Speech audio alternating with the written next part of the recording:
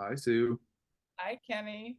I don't know why there aren't anybody else on here, but there's about Oh, 40 people registered. okay, they'll come. Um, are you able to, or maybe I already am. I have some slides to share, so I was gonna share my screen, but it looks like I have that ability. So, Yeah, I uh, set it to always allow screen share. oh, perfect. Good, good. All right, we're getting some people coming in. I managed to have the wrong meeting open, so that, Oh that no. could explain it.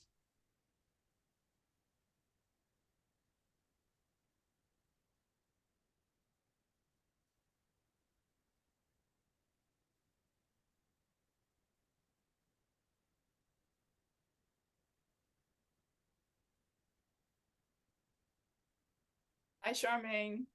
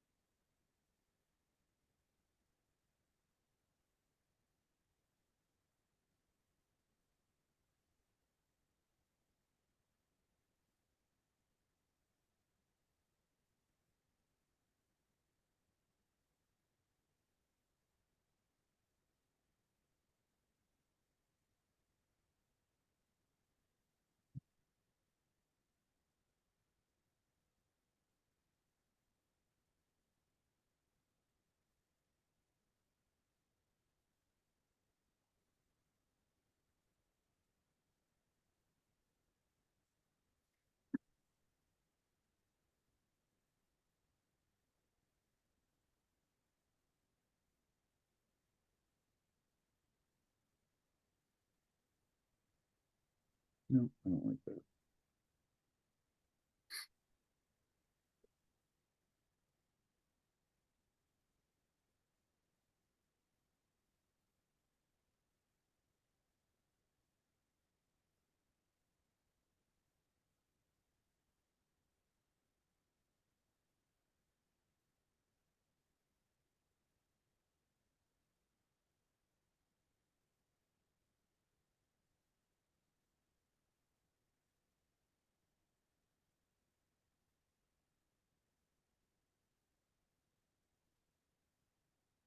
Hi guys.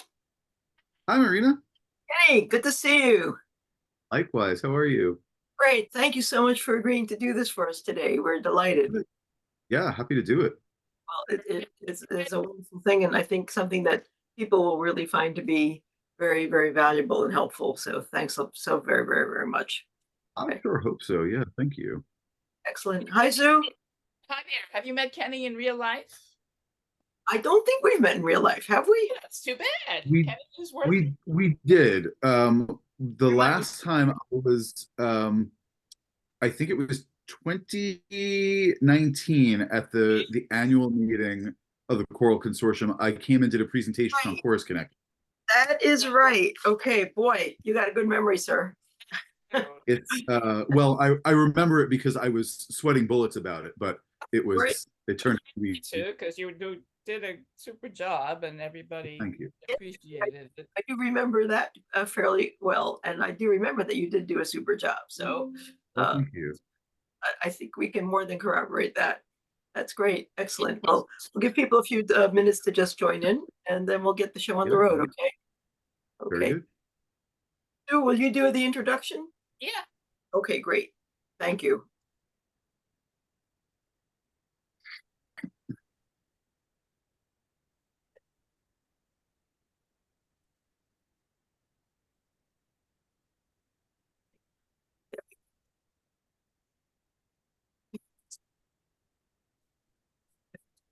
Gonna get a big pad of paper to take notes.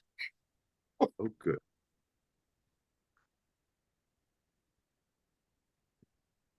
Here we go.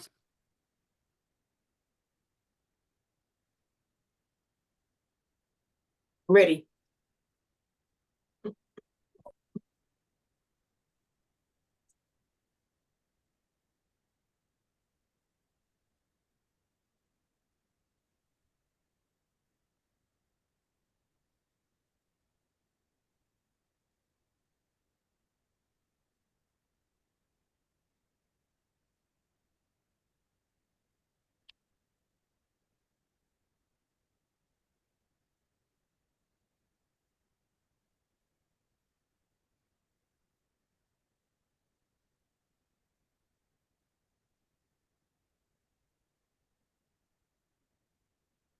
Excellent.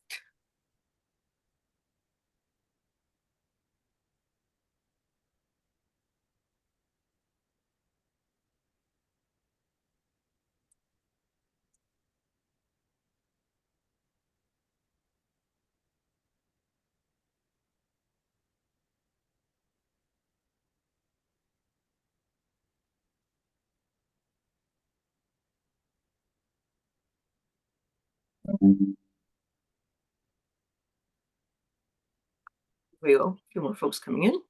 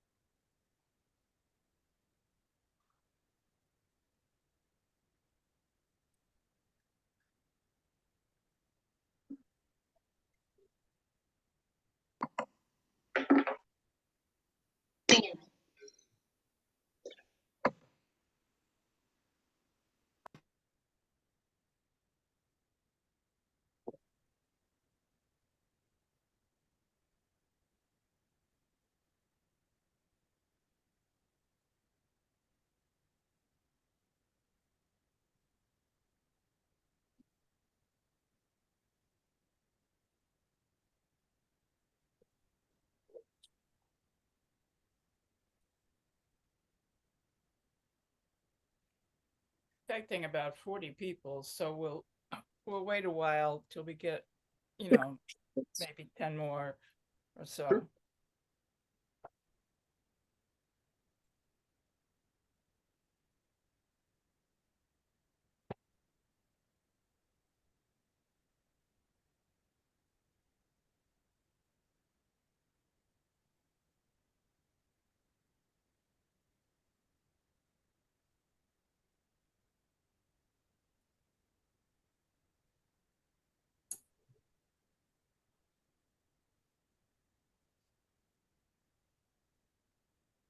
I don't.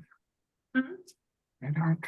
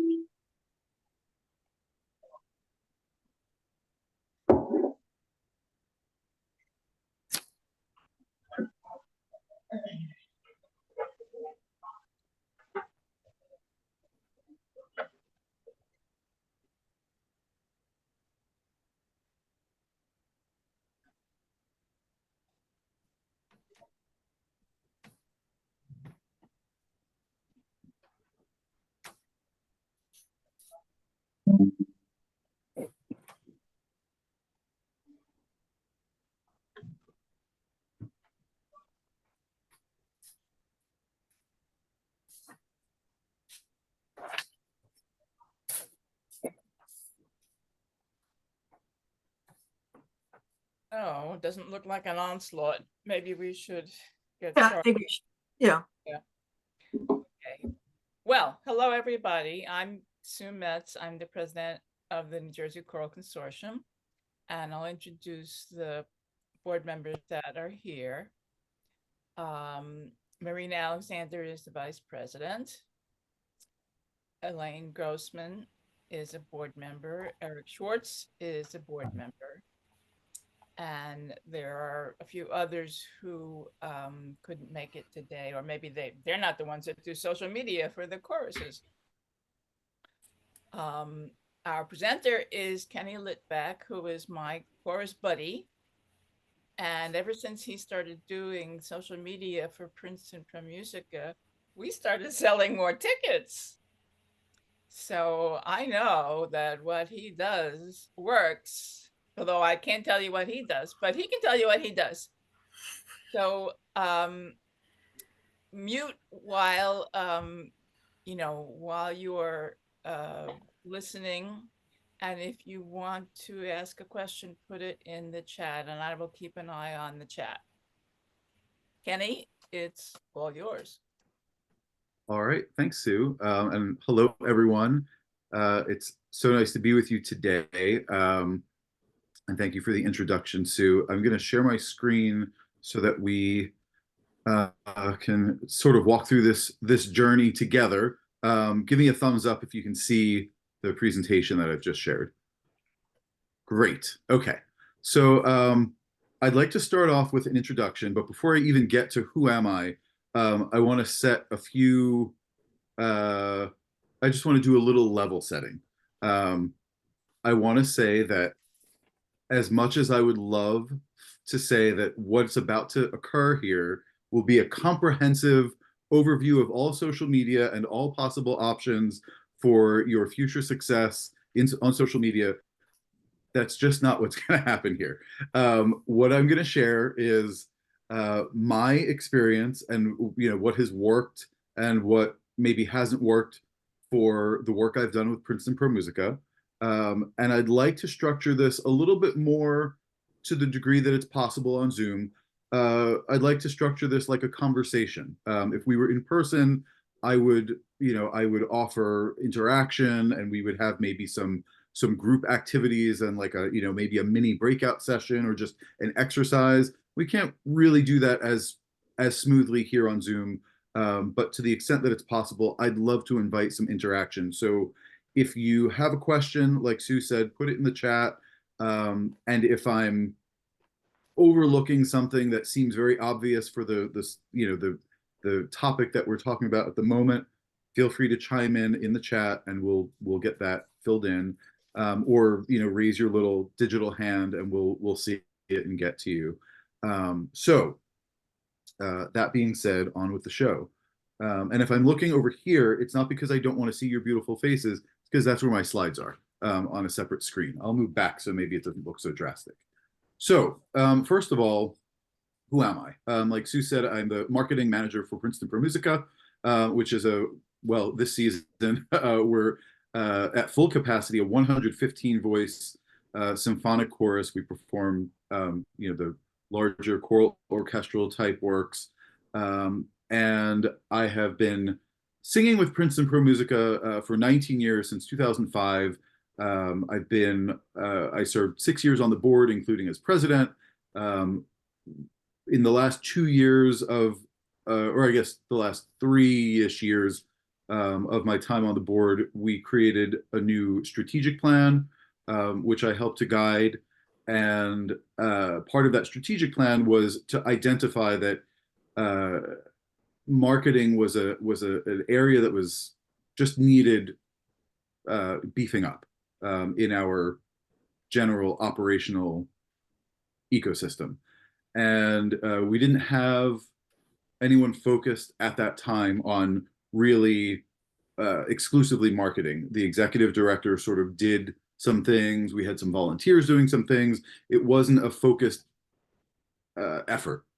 And when my time on the board was over, that happened to coincide with the end of COVID restrictions that prevented us from gathering and singing together.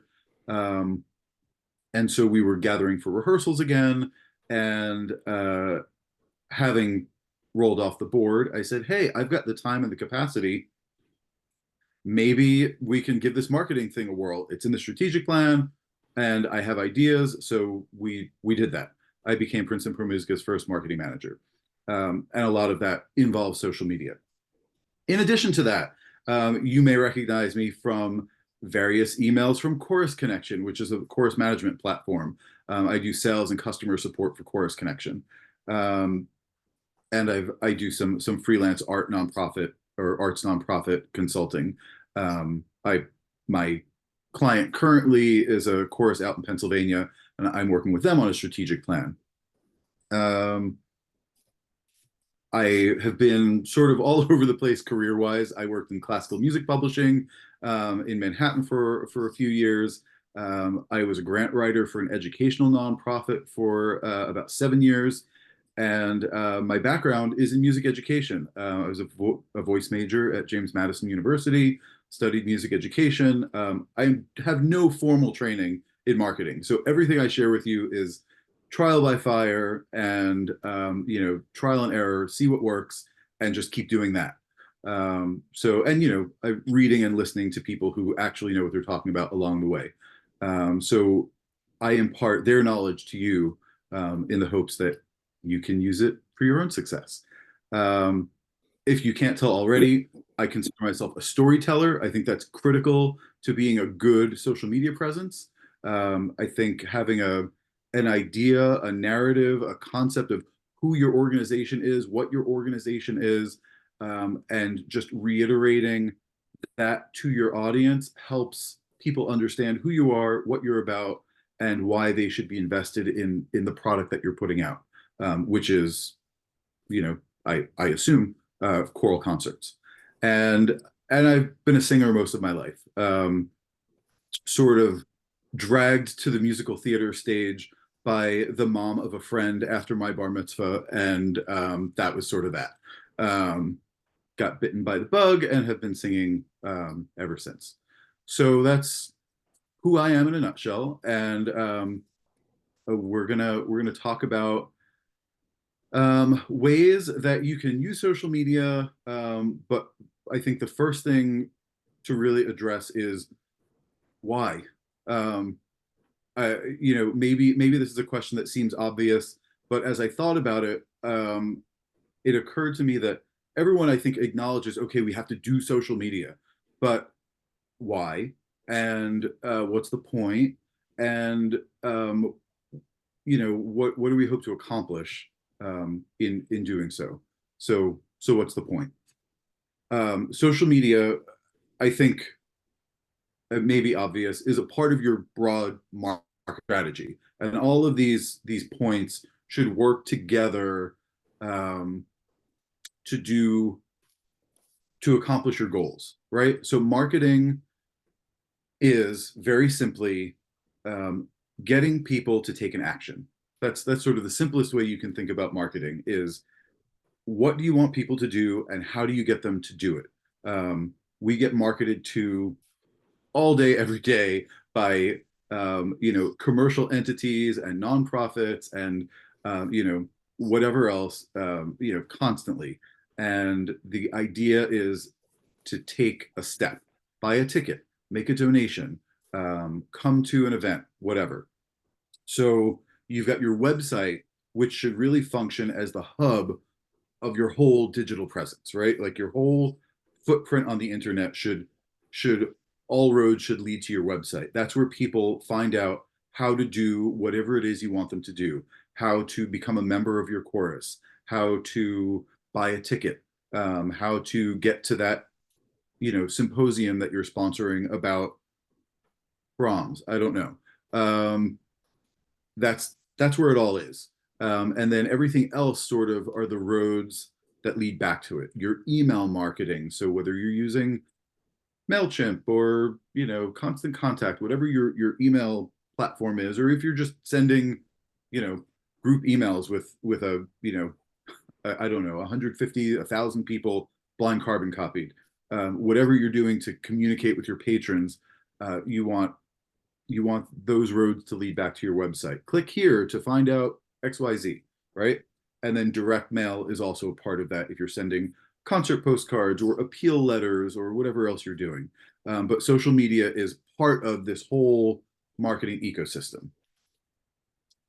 And the benefits of social media marketing, which some will be obvious, some are maybe secondary or tertiary, but they all work together to create benefit. Increased exposure. That's reported to be the biggest thing people say is their benefit of social media is people know who you are. It's your opportunity to tell your story to your audience, your patrons, your community. And when you do that on a regular basis, when you do that regularly, consistently, with a consistent tone, with a consistent voice, they get to know, I know Princeton Pro Musica. I know Monmouth Civic Course. I know who these people are. I know they give quality concerts. I know that they are serious about what they do in the community for choral music. And it allows you to speak to your audience where they are. And what I mean by that is, as we see a decrease in readership in print publications, we see a significant uptick in people consuming media, including news and current events and all of that, on digital platforms and specifically social media. In researching some statistics that I'm going to share with you in a minute, I found, troubling or otherwise, that Facebook is reported to be the #1 source of about half of people who are internet users. About half report that Facebook is where their primary source for news. So people are there, and we might as well talk to them while they're there. You develop a loyal patron base through a variety of ways, mostly consistency of tone, consistency of posting. So we build an audience that knows us and is drawn to us. We can attract new singers. This is one that I was a little skeptical about. And then lo and behold, over the past 2 seasons, Princeton Pro Musica has welcomed about 45 new members through exclusively advertising on social media, Instagram and Facebook. We made a little audition graphic. We said a little bit about it. We invited people to our website to fill out our audition form. And 2 seasons ago, well, last season, we took in about 15 new singers. And then this season, we welcomed 30 new singers. And we've had pretty good return as well.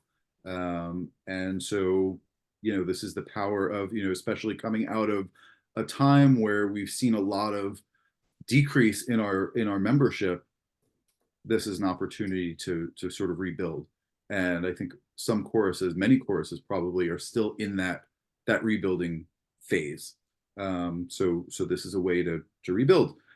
We get a more engaged audience when we invite people to learn about us, to hear about us, to get to know who we are. They want to hear more, so they're engaged, and they're better educated. So on a related note, you can sort of like sneak them their veggies, right? You get to feed them the good bits. Here are the benefits of choral singing. Here is the benefit of being in a live music audience. I think we probably have all seen that study, right? That just being in the audience has almost the same benefits as participating in the live music as a musician. So just being in the room, feeling the vibrations of the music do wonders for mental and emotional health and sense of community and happiness and all of those like key indicators of wellness. You get that from being in the audience. So why not come to be in our audience? We can draw people in that way. And critical to all of us is it creates another opportunity for people to support us through donations, through ticket sales. If you host fundraising events, whether they're large scale or small scale. These are the opportunities to get people in the door, get people involved, and get them into your development funnel. We think about people express interest in our organization by maybe buying a ticket, and maybe they buy another one, and maybe they buy another one, and maybe they become a subscriber, and then somebody has a conversation with them about, gosh, it's so great that you are so so involved and so invested, and what do you like about our organization?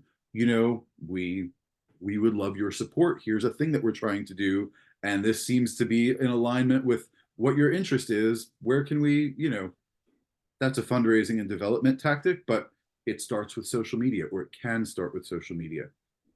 And then boosted website traffic. So you can drive people to your website over and over and over again with consistent social media posting.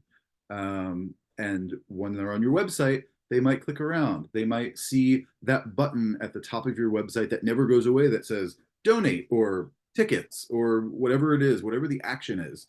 We're constantly thinking about what do we want people to do? What action do we want people to do?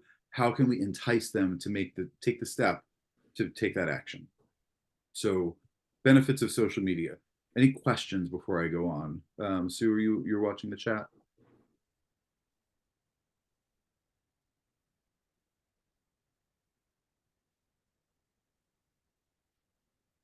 Good. I think it looks good, Kenny. All right. Okay, very good. Thank you. Okay, so now we know why social media. So then who, well, and where. So who are the people on social media, and where on social media are they hanging out? So here are the statistics I talked about. This is the little, we'll have a little data and statistics nerd moment.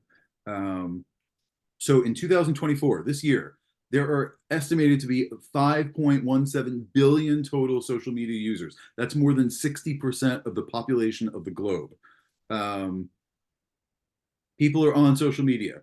Though I will say that I had breakfast with a friend this morning who said, yeah, I created a Facebook account when I was in high school and I don't use it anymore.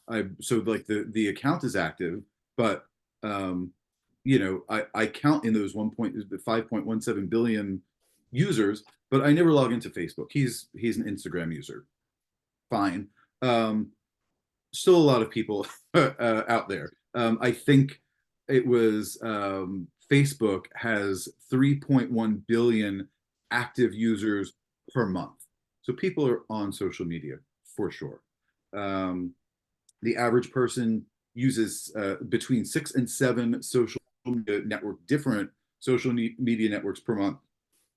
In that count includes things like LinkedIn, which people use mostly for professional purposes, but sometimes you'll see arts related content there. Also, YouTube is part of that. YouTube is like the second most accessed website on the internet. And that counts as a social media platform because there are ways to be interactive on it and share yourself, share your organization. So that's considered a social media platform. The average internet user is on social media more than 2 hours a day. I think this probably breaks out differently. The averages break out differently among different age brackets, but on average more than 2 hours a day. So while eyeballs are on the screen, they might as well be seeing our stuff, right? TikTok is the fastest growing platform. It had between 2020 and 2022, they doubled their usership. I will admit, during the pandemic, I became a TikTok user, not a TikTok content creator. I don't have the time or the bandwidth or the energy for that, but I have learned so much on TikTok. I've learned new recipes. I've learned about linguistics. I've learned about language. I've learned about politics. And you consume that content with as critical a mind as you read a newspaper article or a blog post or whatever else. But it's not just it's not just Gen Z dancing to songs you don't know. There's a lot to be consumed there. Is it the best place for choruses to do their social media marketing? Maybe youth choirs. I think I've seen maybe the Princeton Girl Choir has done some really good video content. They went on a tour, I think last summer. They had some great video content. Their membership is the age to be really great at TikTok. They're video minded. They're creative. If we are, I'll speak, personal experience. I think Princeton Pro Musical would fall totally flat on TikTok. Our audience is not there. So that's something that you have to think about is who is hanging out on the social media platforms you're thinking about, and do they want what you have to offer? And could you maybe convince them that they want what you have to offer, even if they don't immediately seem like an obvious choice? So, that gets weighed against the available bandwidth you have in terms of who is actually going to do the content creating. And then the number of social media users worldwide grew by 320 million people from January of 2023 to January of this year. That was actually a decrease in growth. But the under the surface there is we're reaching a point of saturation. So the slowdown of new people is to be expected. Obviously, more people each year come of age to be on social media, so we'll see more and more, and then there's attrition on the other end, of course. But the rate of growth slowed down from last year to this year. So okay, people are on social media, we know that. Who are they? So this is just one example. This is a breakdown of Facebook users by age. And you'll see that the largest segment here, the biggest piece of the pie, might be unexpected, because raise your hands if you think if you think Facebook is not being used by younger people, but younger people. I think that, like, that's my general sense of it. But the 25 to 34 age bracket constitutes the largest single age bracket using Facebook. However, my husband, the statistics teacher, said, wait, you've got to reframe this. 18 to 34, so the younger set, actually constitutes less than half of total usership of Facebook. So your 35 plus is your majority user demographic for Facebook. So when we're thinking about Facebook and we think young people aren't on it, they are, but they don't make up the majority of usership. If you define younger as younger than 35, which in this case we're going to. Just as an example, I went and looked to see, and if you're the admin or one of the admins on your Facebook account for your organization, you can get a look at your audience. This is Princeton Pro Musica's audience as of about 48 hours ago. So we buck the trend. We are Facebook says that its usership is majority male and majority younger than 50 or so, or 35 or so. Princeton Pro Musica attracts an audience on Facebook that is predominantly female and is predominantly 35 or older. So we're not the typical, we're not attracting the average Facebook user. We have a different, and maybe that makes sense based on who we are, what we do, where we are. I don't know. So when we think about communicating to our audience, this is a factor, right? This is part of what we think about when we're creating communication on Facebook specifically. But there's a bigger picture, right? There are many social media platforms, and we can think about Facebook because probably most of us will find the bulk of our audience there. But there are other options. This is a look at a variety of social media platforms and who the primary users are, what sorts of content is best on those platforms, the kinds of content or the kinds of goals you can accomplish most effectively, and then the downsides of each platform. I'm going to make this slideshow available. Sue, I'll email it to you afterwards. And so if you're scrambling to take notes, don't worry, I will give this all to you. So on Facebook, we see a younger segment, this 25 to 34 segment, and also baby boomers. I think that probably tracks with my experience of Facebook, at least. Fewer and fewer of my peers are there, and more of my parents' peers are there, and which is lovely because I get to keep up and interact with a wide variety of people. Facebook is great for sharing photos and videos and long form information.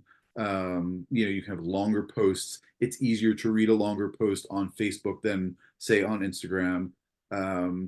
The goals that you're looking to accomplish on Facebook, good local marketing, good marketing period, but they have, and maybe this doesn't apply to choruses necessarily, but they have great ability to hone in on a geographic audience. We'll talk more about that when we talk about paid advertising, but Facebook has good ways to do that.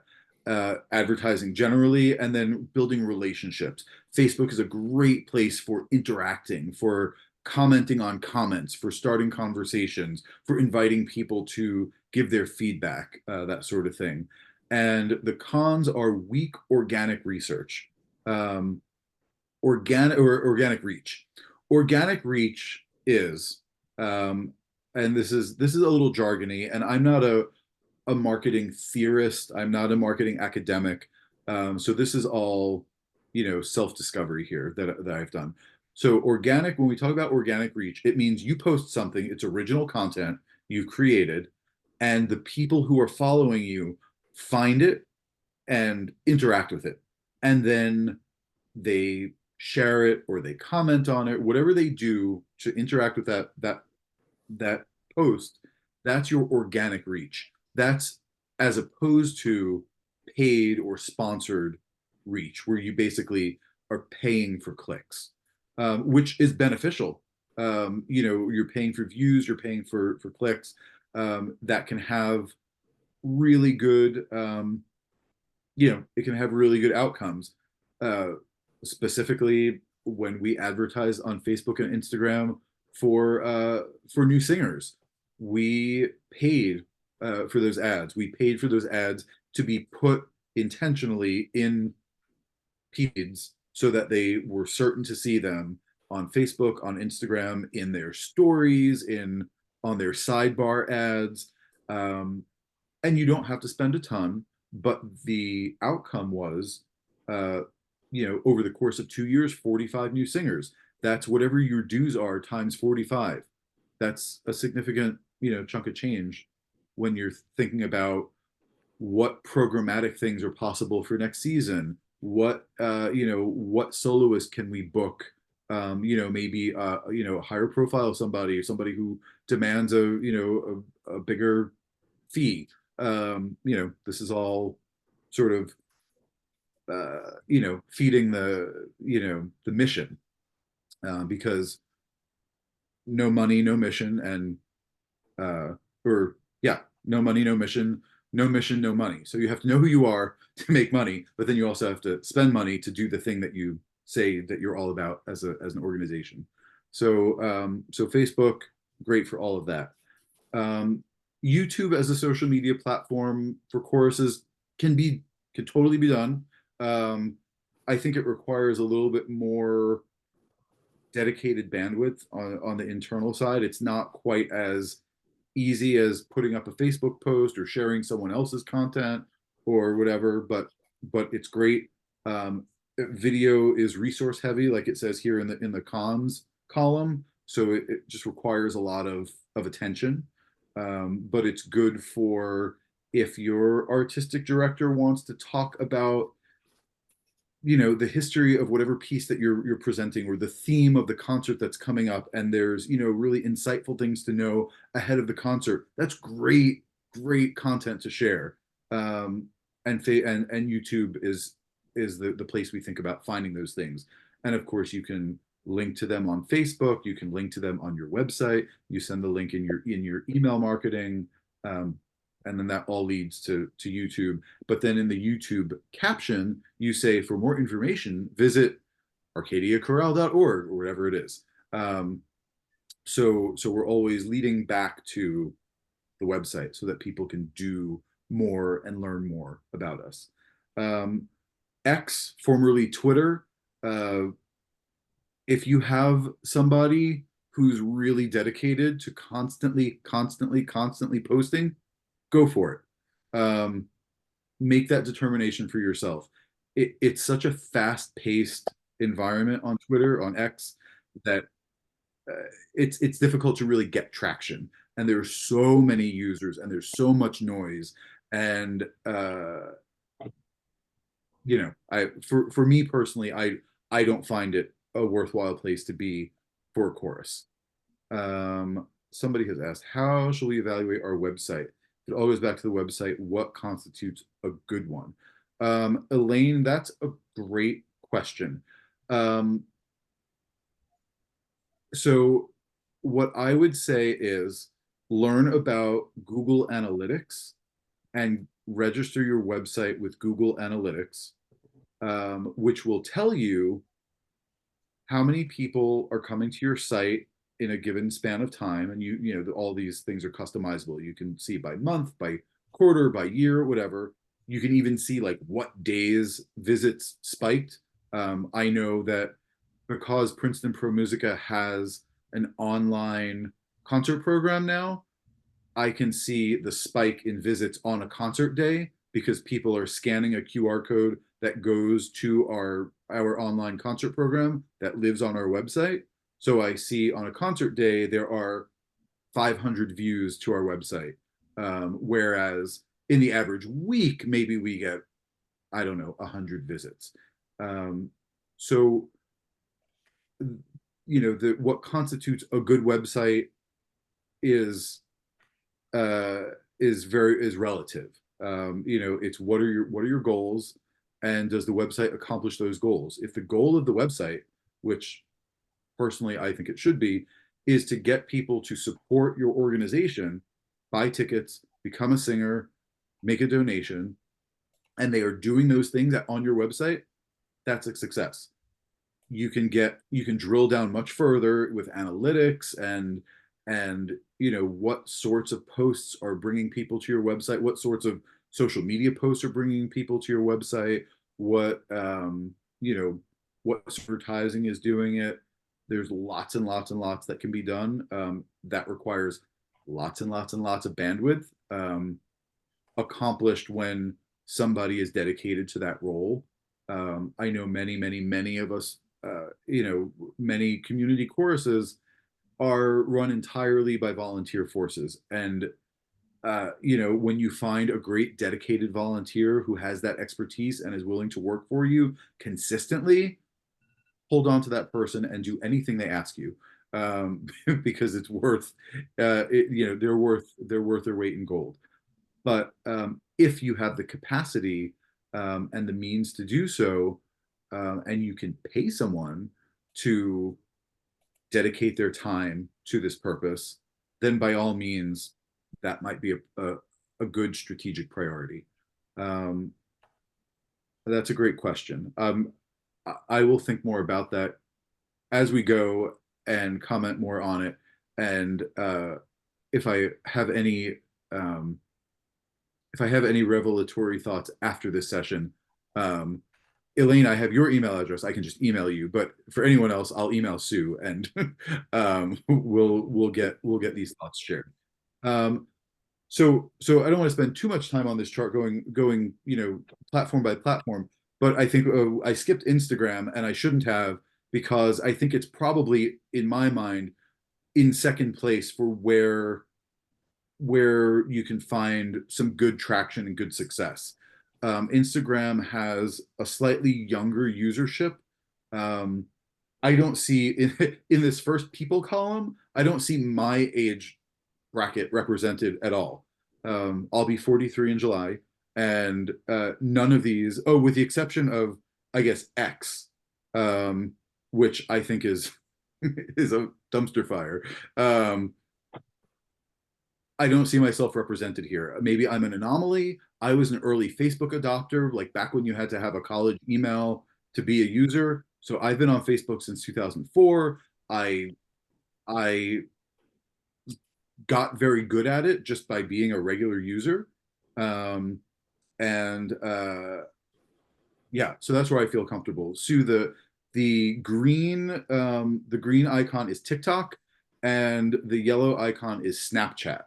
Um, I fine. Snapchat is a social media platform that's kind of like if you've ever seen on Facebook or Instagram, there are the stories people share, and they're like the little things that show that are like 24 hours, and it's separate from their regular feed, their regular posts.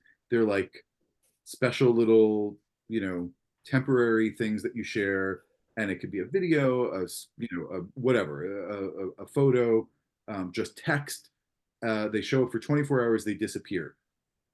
That's kind of what all of Snapchat is. It's a messaging platform where you can direct message individuals, but then you can also share these stories, so people can follow you and they'll see that you have a story posted. They can tap on it and they'll see like, oh, he's at the zoo or he went to a concert or whatever.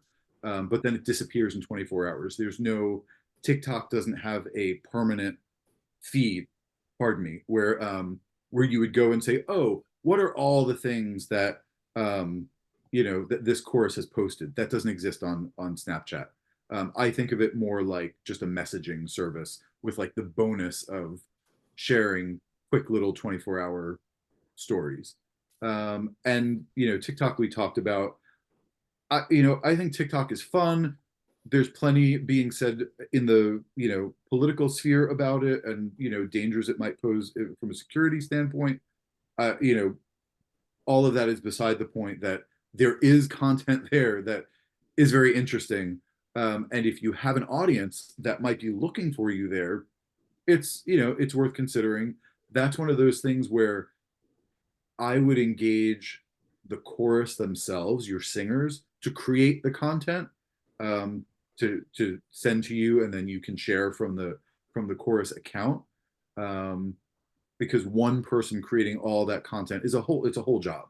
There are social media creators where their whole job is creating the TikTok experience for their company.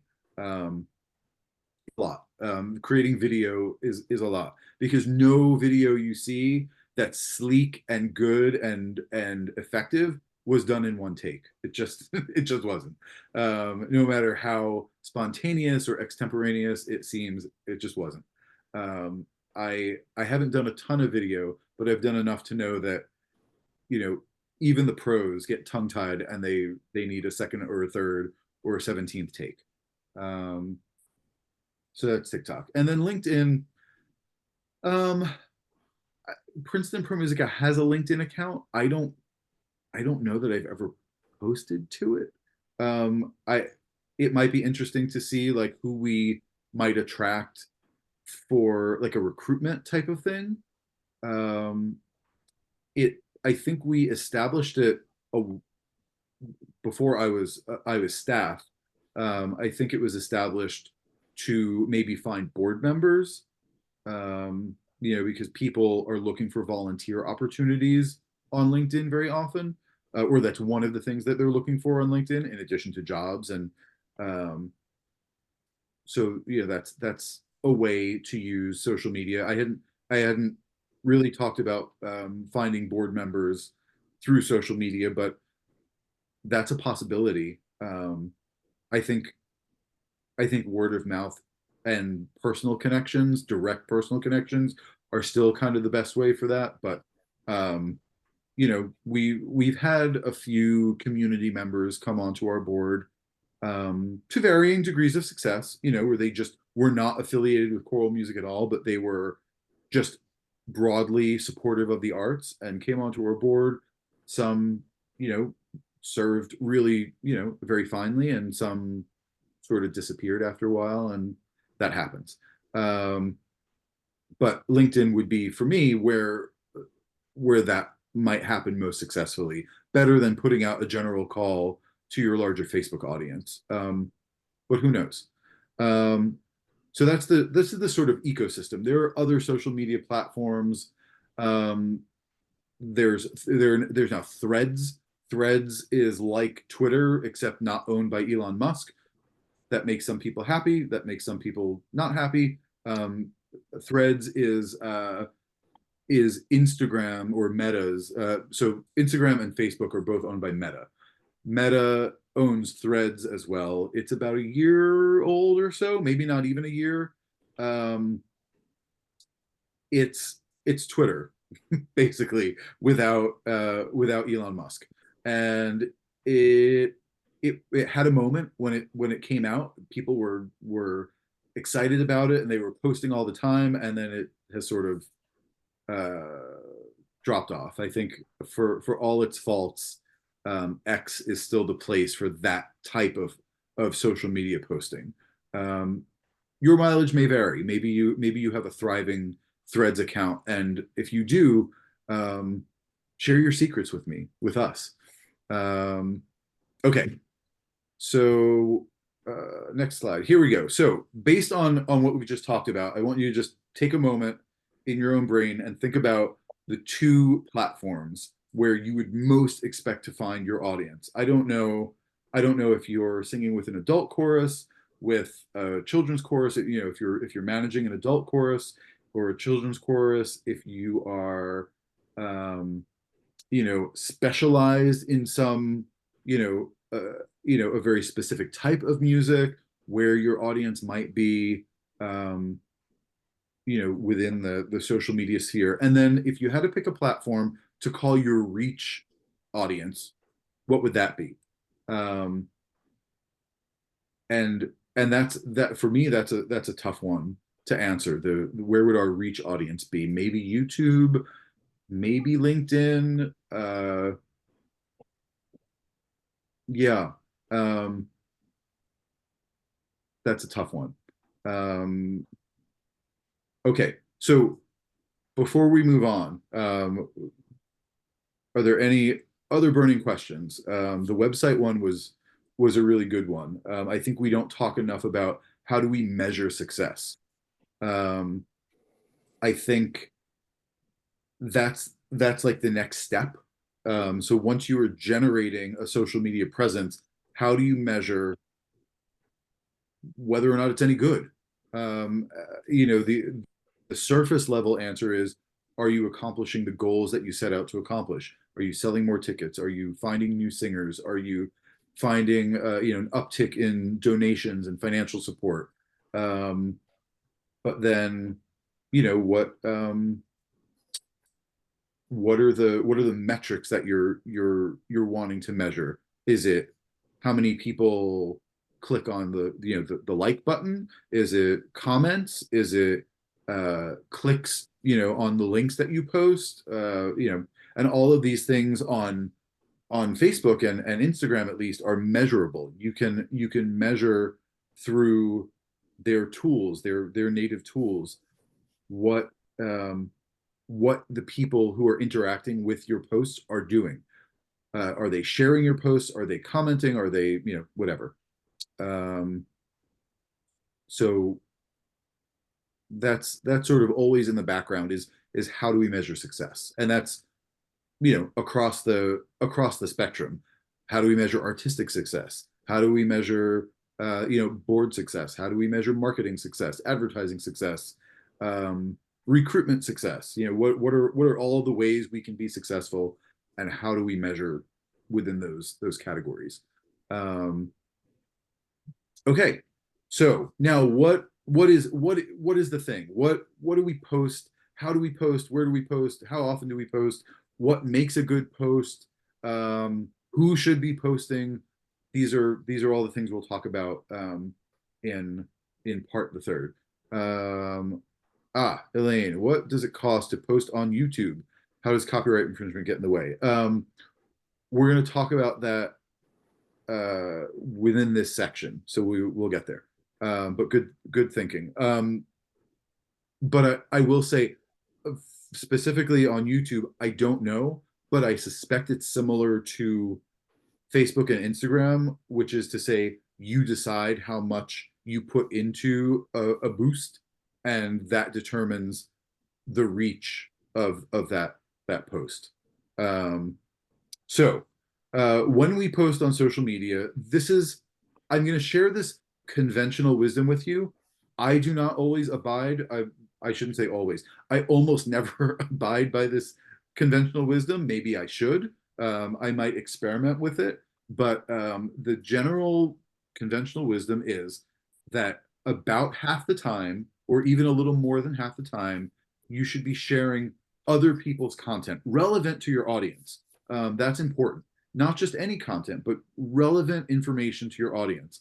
This is, articles about choral music, or videos of great performances, or whatever else. We'll share that on a future slide. So other people's comments, your own content, or other people's content about half the time. About a third of the time ish, your own content, stuff you create, and then about 1 in every 5 posts can be an ask for money. And that doesn't mean like hand out, give us money. That means buy a concert ticket, make a donation, attend our fundraiser, those sorts of things. So this is the general, but this is like, I've been watching this.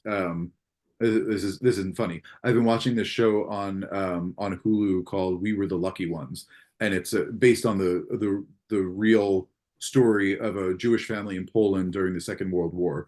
And there was a line in the most recent episode I watched, or maybe it was 2 episodes ago, where one of the characters says, I remember my grandfather saying this, ask 3 Jews a question and you get 5 opinions.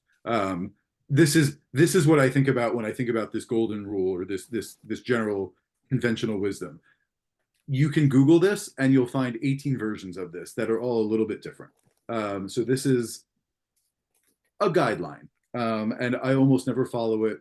Maybe I should. We'll play around with it. But in terms of the 3 types of content that this conventional wisdom refers to, other people's content, like I said, posts from upcoming collaborators or soloists. So if you're soloists or your ensemble you're collaborating with, maybe you're doing Carmina Burana and you have a children's choir coming in to sing the ragazzi part. Maybe they have a great social media presence and they're posting about their appearance with you. Share that and tag them, and then make sure they're tagging you. So you share the content of your collaborators, whether they are ensembles or soloists or whatever else. Articles about any manner of things: vocal health, the benefits of choral singing, the benefits of being in an audience, the new conductor at the Choral Arts of Washington. Maybe your artistic director knows that artistic director, and you say, our artistic director Joe Schmo wishes all the congratulations in the world to Jane Schmo for her appointment of this position. It can be not related to your group at all, but it's relevant to your audience because they might be interested in this ensemble, and it draws them into the ecosystem of the choral music world. So that's the sort of stuff that articles would be great to share. Anything lighthearted. I am always surprised at how well just a funny meme performs. Likes, comments, shares. Chorus Connection has a great social media person. He's a super part-time. He has a whole separate marketing career, but he does about like an 8 hour a week um, um, social media job for Chorus Connection, and he's fabulous. And he posts things that he did not create, but like all the time. And we have posts that have like 1.2 million views, which is mind blowing to me. But speaking relatively, we have Princeton Pro Musica has posted things that have gotten like 33,000 views. This is unfathomable to me. That's like the number of people that attend 10 years worth of our concerts. It's wild. But you never know. So you keep posting and being consistent, and something hits, something catches people's attention, and that can inform you about what your future stuff is. So some of this, a lot of this, is just throwing stuff at the wall and seeing what sticks. There are no secrets. Well, there probably are secrets. I have no secrets. I have no secret sauce. I have no magic. I just, try and try and try and, like have a little sense of who your audience is.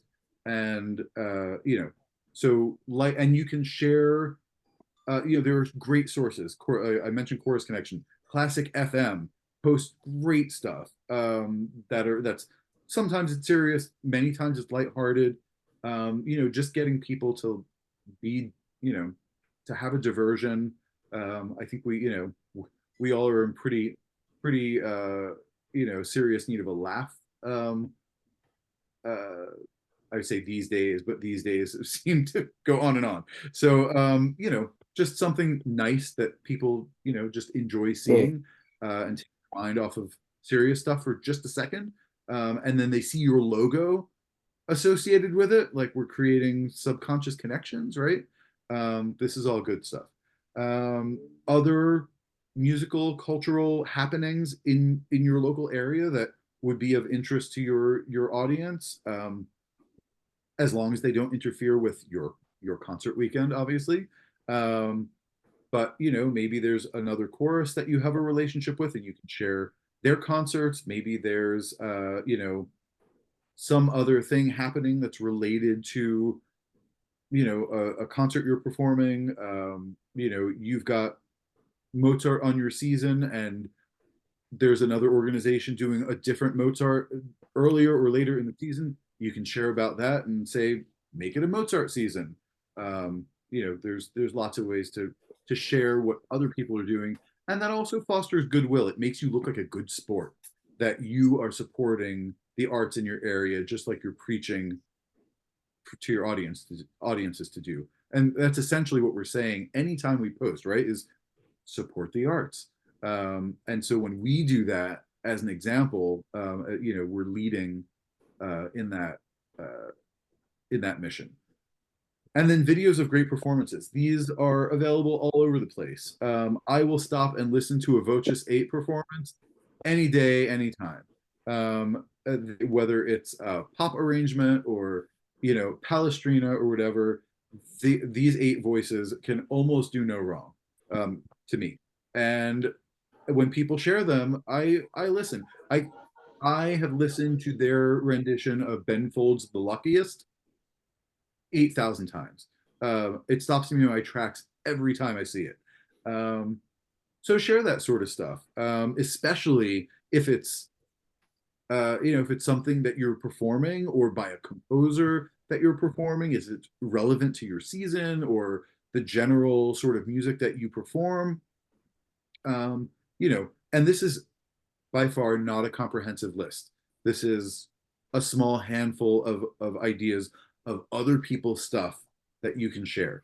I wonder if, can I just take something off another website without permission as long as I attribute it to the original source? In other words, is permission needed? So there are two, I think I have two answers to this. One is if you find something that clearly has not been created by the person who posted it or the organization that posted it, and they posted it publicly on a public social media page, to me, I think it's fine to save that image and post it as your own. However, if it's something you think they created, you can click the share button, and as long as their post is public, it will show, Sharim Vasharot shared this thing, but it will show the organization that posted it originally. So you're basically sharing their post. So it'll be a post inside of a post. So that is automatically, giving attribution to the source. The other thing you could do is post it as an original post, so you save it and then post it as a photo or whatever, and say, thanks for sharing, and then tag the organization. So you're giving credit that way. There are some blurry lines around all of this. I think generally speaking, the more credit you can give to creators, the better. But there's so much out there that people are posting that they're posting stuff they are not the original creator of. And if it's not watermarked, it's difficult to know who created a thing. And many times, memes. So a photo that's like a classic, we see it all the time, but the text around it changes. That's what a meme is. It's like a reusable and recycled bit, kind of. Those are hard to say, like who owns that intellectual property. The person who wrote the caption, the person who's in the photo. Yes, Joanne, I completely agree with you. Joanne says always best to give attribution where possible, absolutely. But giving credit to someone who posted something they didn't create, I think is in that blurry line, or is part of that blurred line. Let's see. Sue says, if it's on a website, copy the link and paste it in your post. Great. Yes, with your comment added. They'll be glad you shared. Yes. So anything that's original material, 100%. I don't mean to say I don't think attribution is important. Attribute and give credit wherever possible. I think there's a lot of stuff floating around that it's impossible to know who the originator is. But if it is possible to know, certainly give credit. Steve says, Steven, pardon me, we've seen significant phishing when we advertise on Facebook. The phishers promise to close our account within 24 hours if we do not verify our account, their URL. Has anyone else? Yes. Steve, I get about 12 of these messages a day, and I just mark them all as spam and move on with my day. I don't, there's, phishing it's bad. There are really, really, really bad and authentic looking phishing attempts that even the most savvy internet user can fall prey to. It is not a character failing to get taken by a phishing scam. These people intentionally make themselves look authentic to get your information, to get your money, whatever else. Specifically with what you referenced, these people that say your Facebook account is in violation of copyright and we are going to shut you down in 48 hours if you don't click on this link, whatever. That is not how Facebook operates. I know this because my personal Facebook account got shut down for 3 days because there was a day where all of Meta went down. Facebook, Instagram, Threads, the whole Meta ecosystem was down. It crashed. And I didn't know that. And I woke up and was like, oh, I got logged out of Facebook. Let me log in. Well, my personal account has two-factor authentication activated, which all of you should have. But my two-factor authenticator is when I log in on my laptop, it sends an alert to my phone saying, did you try to log in on this laptop? And I tap yes, and vice versa. So when I try to log in on my laptop, it sends a notification to my web browser, or on my phone, it sends a notification to my laptop saying, did you try to log in on this iPhone? And I tap yes. But when you're logged out of both, you can't verify on the other. So I got caught in this loop, and Meta said, oh, it looks like you've attempted too many times to log in. We're shutting you down until you can verify who you are. That took me 3 days. So I have now changed my two-factor authentication to an authenticator app. There's Google Authenticator. So when you log in, it says, enter the 6-digit code from your authenticator app. You go to your app on your phone, it gives you a 6-digit code for Facebook. You enter that 6-digit code, you're good. You could also have a text sent to your phone, or you could have an email sent to you, or whatever. There are an array of things on Facebook. But Facebook will not email you and say, we're going to shut you down if you don't click on this link. That's not how they do. So ignore those, and just be careful out there.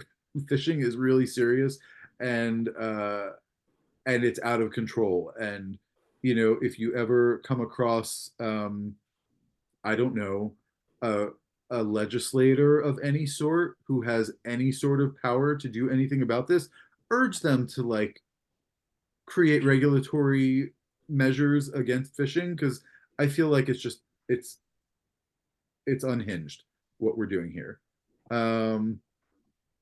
Okay, so this is other people's content. Credit, absolutely, when possible, and especially if it's content that the person or the organization has created that you're sharing. Totally do that.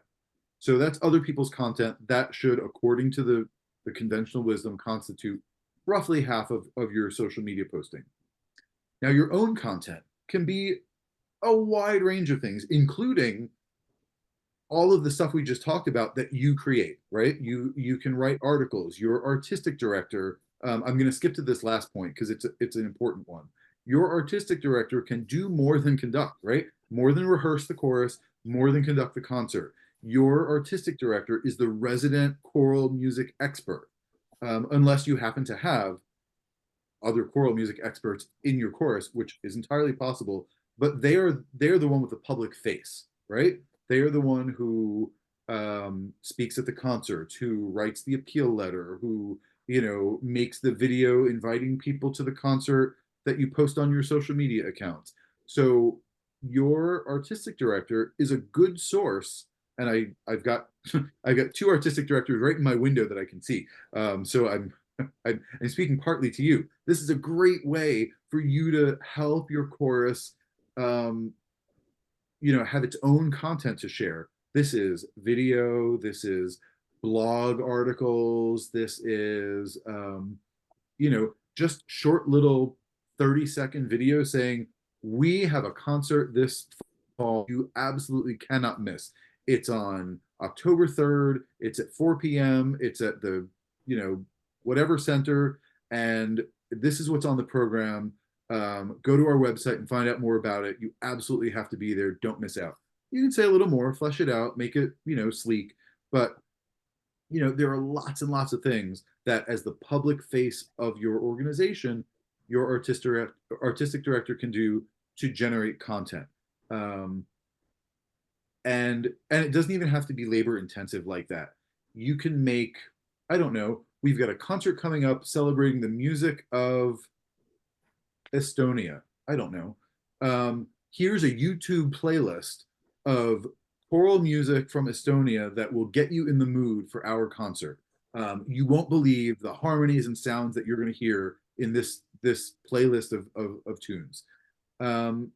And then you make a YouTube playlist curated by your artistic director, who has expertise and has the credentials to, as an authority, to say, this is good representative music that you're definitely going to want to hear and know about before you come to our concert, so that your brain and your mind are in the right space to hear our performance. Easy. And this can be done for every concert, really. We've got a Mozart concert. Here's my playlist of my favorite Mozart that isn't the one we're performing. These are all my other favorites. Here are, choral settings of this specific psalm. We're going to do a 10th one, but here are 9 others, so that you can see what people have done creatively with this text. There are 1.5 million ways to slice that. So utilize the expertise of your artistic director. We'll work backwards up this list. Find human interest stories within your ensemble. That literally can be anything people might find interesting. Princeton Pro Musica just posted a couple of weeks ago. As of this season, we now have 3 generations of women in our soprano section. We've got a grandma, her daughter, and her granddaughter. And it's just a lovely little trivia fact. We didn't make a big deal of it. There's no article or interview or anything like that. We had a photo. We overlaid it on a background photo of the full chorus.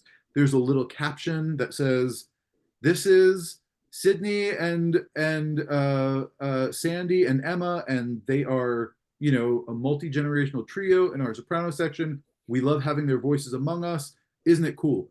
And people love that. And singers love to share posts about themselves.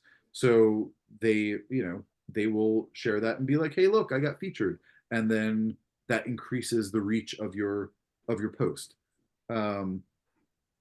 So think about, like, who's in your chorus? What do they, maybe you've got an educator who's retiring after a long and successful career.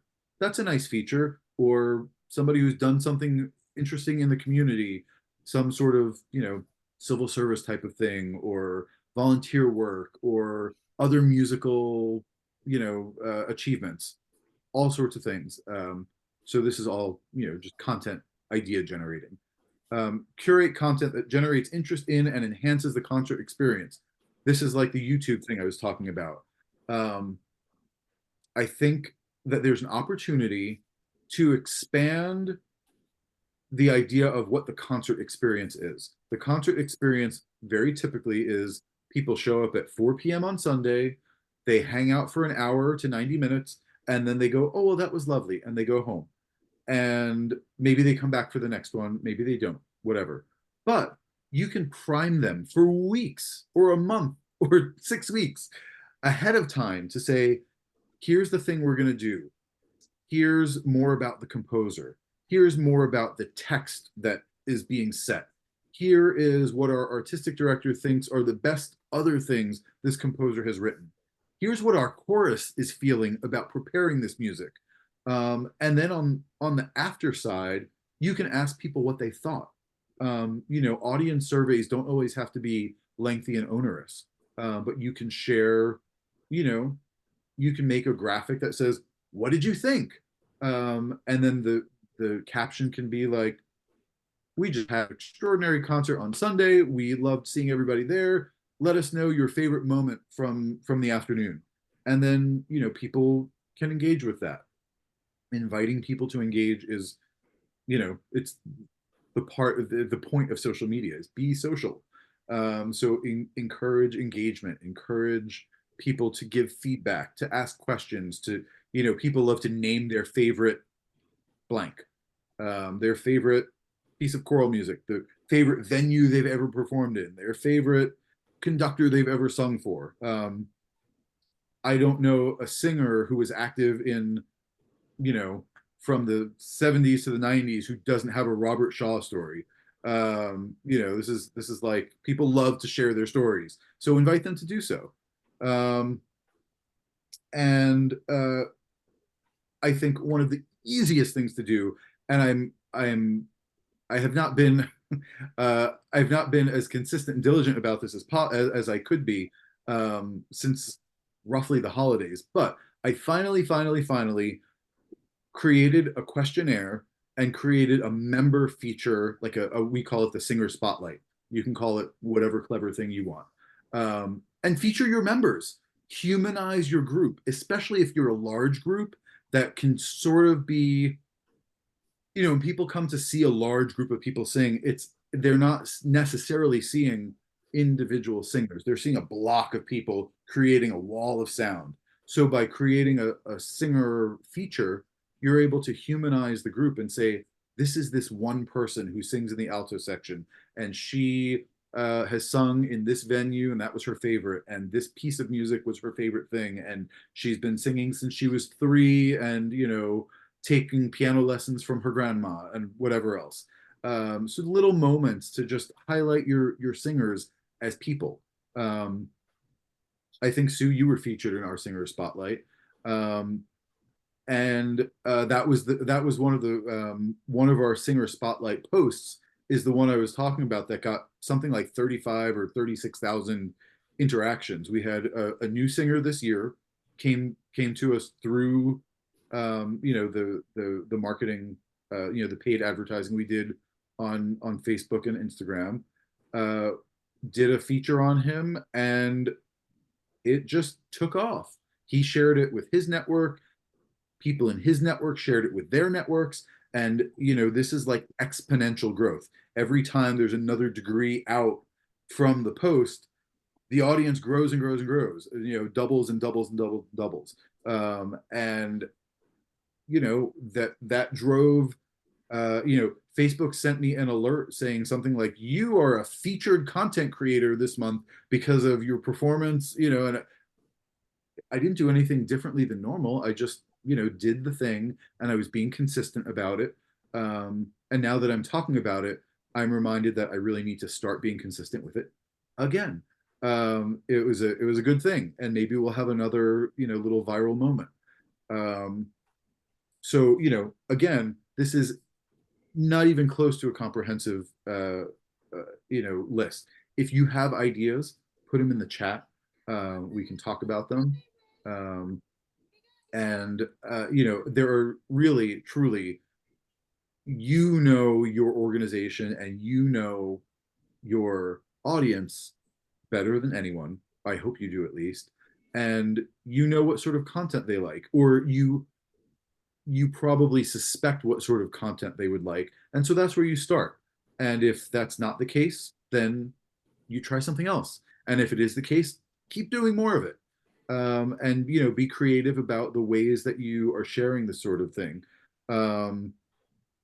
Yes, Sue says, post about each of your soloists and tag them if they're on that social media platform.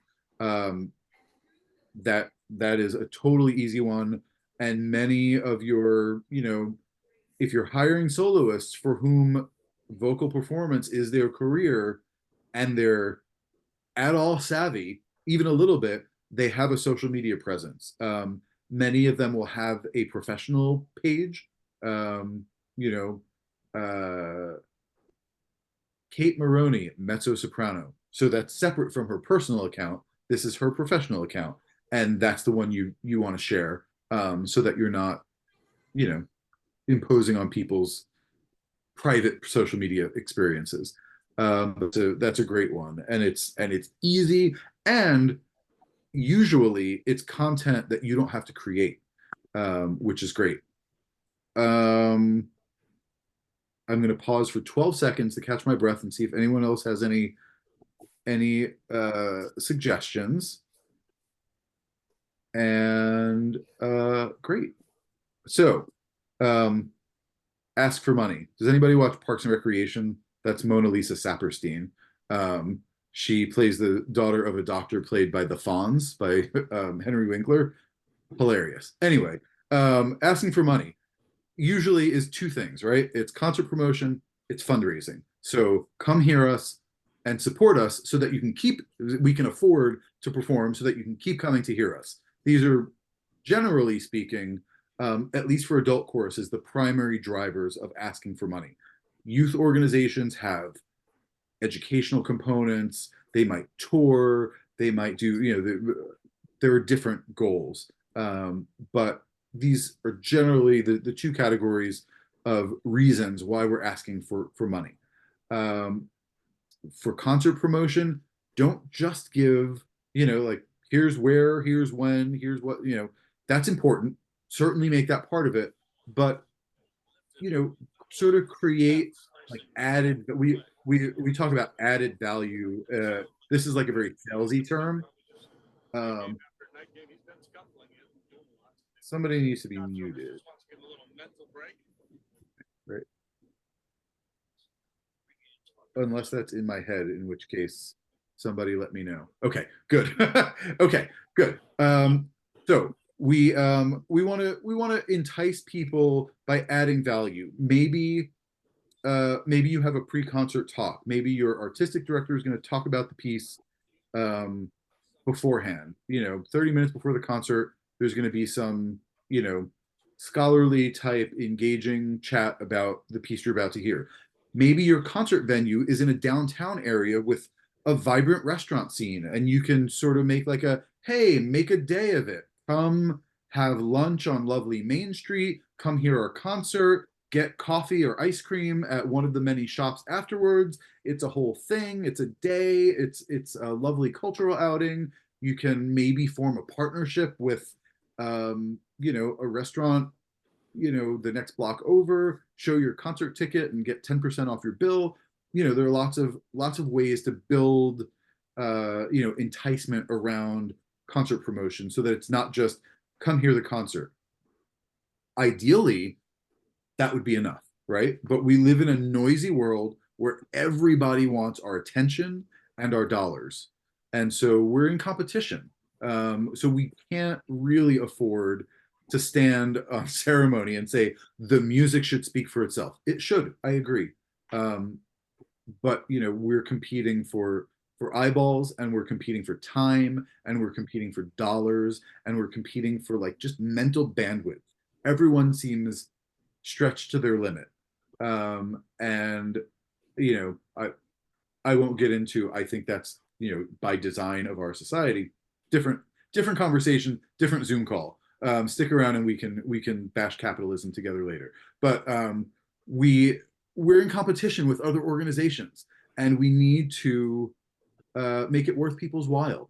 To the extent that our audiences might predominantly be our friends and family, that's a little bit easier. But if we want to grow our audience and make sure that we're bringing new people into the fold, we need to make it worth their while. Whether that's by, offering additional educational components, additional auxiliary cultural components, or whatever it is. So make it worth people's while, and make it relevant and interesting. So relate your repertoire to some relevant social topic or current event or anything, human experience. Choruses. Um, our artistic director at Princeton Pro Musica says this somewhat often, is that choruses are teeming with humanity, and people are drawn to those sorts of stories and things they can relate to. So highlight that in your social media so that people are saying, "Oh, this is touching. That's interest to me." So that's concert promotion. Fundraising, you might do a spring appeal, a fall appeal, maybe both, probably both. So that's one way you're asking for money under the fundraising umbrella. I think we are still seeing lots of direct mail with annual appeals. So putting a letter in an envelope and putting a stamp on the envelope and putting it in the mail, that's fine. That should be followed up or augmented or supplemented by a digital version, so email, whether directly from the artistic director or on your email marketing platform. But then many email marketing platforms allow you to share that email as a post on your social media, on Facebook, on Twitter, on LinkedIn, whatever. Or you can just copy the text as a post. I would add a photo. I think photos trigger the algorithm. That's another thing that we haven't really talked about, but like on Facebook, you're fighting the algorithm. Facebook wants to promote things that they think will get lots of attention. Video is the biggest one. This is, if you're taking notes, this is not on the slides, but this is like nugget of wisdom I've learned. Posting a link to a YouTube video is fine, but I find that we get more engagement when you post the video itself to Facebook as a native, we call it a native video. So post the video to Facebook, not the link to YouTube. For whatever reason, Facebook likes that better, and it shows it to more people. Whether it's significantly enough more people to make it worth your while to take the time to do the upload is up to you. But I found our engagement when we actually upload the video to Facebook is better. So you've got your appeal. Maybe your appeal includes a video from your board chair or your conductor or your your administrative person, saying, just in 15 to 20 seconds, we're so grateful for your support. Your ongoing support means that we get to do the thing that, we love most. And, please take a moment to read our post about why your support this year is more important than ever, whatever it is. And that's a great post. Maybe you have an annual gala or fundraising event. It doesn't have to be a giant thing. If you have, we're doing caroling and cookies in, the fellowship hall of, St. Stephen's Church. Come join us, and it's $10 to get in, or a free will donation, or whatever. This is an event. It's a fundraiser. These are ways to ask for money on social media. And then special projects. The first foray into social media fundraising that I had was in 2017. We had planned no, I guess it was in 2016. We had planned for the 2016-2017 season to perform Carmina Burana. Great. It was in the budget. It got approved. Great. Now we're into the season. It's October 2016-ish. And I was relatively new to the board of Princeton Pro Musica. I was the chair of the development committee, by virtue of the fact that I was a grant writer for a nonprofit. So this meant, obviously, I knew all about nonprofit fundraising after, a couple of years experience. So I learned a lot. But our president at the time said, so we're going to engage a ballet company to choreograph original dance for our performance of Carmina Burana. It's going to cost us roughly $10,000. That's not in the budget. What do we do? You're the development chair. What do we do? Okay, well, I don't put a lot of stock in writing grants that, like grant writing is not a magic wand for choruses. People default to that as an idea. Oh, write a grant. Sure. But like, to whom? And, how quickly is the money going to come, and et cetera, et cetera. It's not a magic wand. It's not my experience has been individual donors, people who know and are invested in you, are your bread and butter. So, okay, how do we harness the power of many, many individual donors to make this happen? Because, I don't personally know one person who has, the power to just write a check for 10,000. I mean, I do, but they're already doing that for the organization. So we don't want to, overextend our, their goodwill. So the idea was, we're going to do GoFundMe, and this was still relatively new in 2016 as a fundraising mechanism for choruses. We saw lots of people doing it, individuals, but I hadn't seen a lot of choruses do it. But it was, totally doable.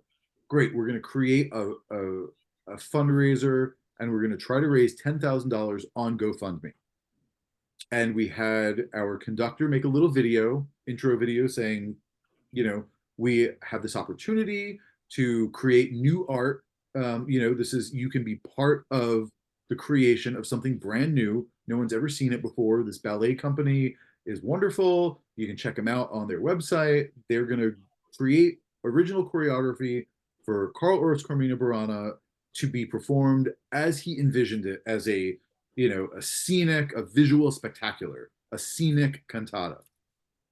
And, you know, he was a little more eloquent than I just was. And we used that video in the campaign, and we posted it, and it kind of went meh. And I let it rest. And then after the new year, the performance was in March. Right after the new year, I reinvigorated the campaign. I started reposting it, sharing it all over the place, over and over again, getting people excited, posting updates about, great, we're at $2,000, we're at $3,000. And then in the home stretch, I guess we had like $1,200 to go. We had raised like $8,800 on Facebook. I got contacted by by a former singer who I had never actually met. He moved to North Carolina ages ago, long before I joined the chorus. But his favorite memory of Princeton Pro Musica was performing Carmina Burana with us in the early 90s. And he wrote and said, "You have $1,200 left. If you can raise $600, I will give you the other $600. Amazing. So I shared that information on social media. It was like, we have an anonymous donor who's going to match the last half, you know, like he's going to go in halvesies with you. You give us $600, he'll give us the rest. And we raised the whole 1,200 in like, I don't know, 3 days. And then he gave us the $600 anyway. So we were over, we're over the goal line. But all of that was done on social media. You need somebody dedicated to generating excitement, and then you need singers and other people who will take that excitement and share it out. Many people will say, I do not ask for money. I will invite people to our concerts, and people will buy a ticket, and that's money, but I will not put my hand out. It's uncomfortable to me. I respect that feeling. It's uncomfortable, because we take it personally. I'm asking for help. There's like a pride element involved sometimes, and there's a like ickiness of money sort of a thing, and I totally get that.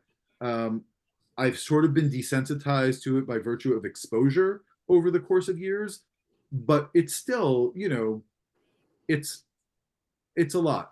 I think that social media creates a little bit of a buffer so that it doesn't feel quite as personal. You can say, hey, my chorus is raising funds for this purpose. Would you help out? And this is, you know, this happens all the time. I don't know how many crates of citrus my father sold to his colleagues in my fundraising days as a high school band, you know, marching band member. We, you know, we fundraise, you know, and this sort of feels the same. It is the same. And if there's a specific purpose, it's even easier. This is a specific goal we're trying to accomplish. You can help us achieve this goal. Any amount helps.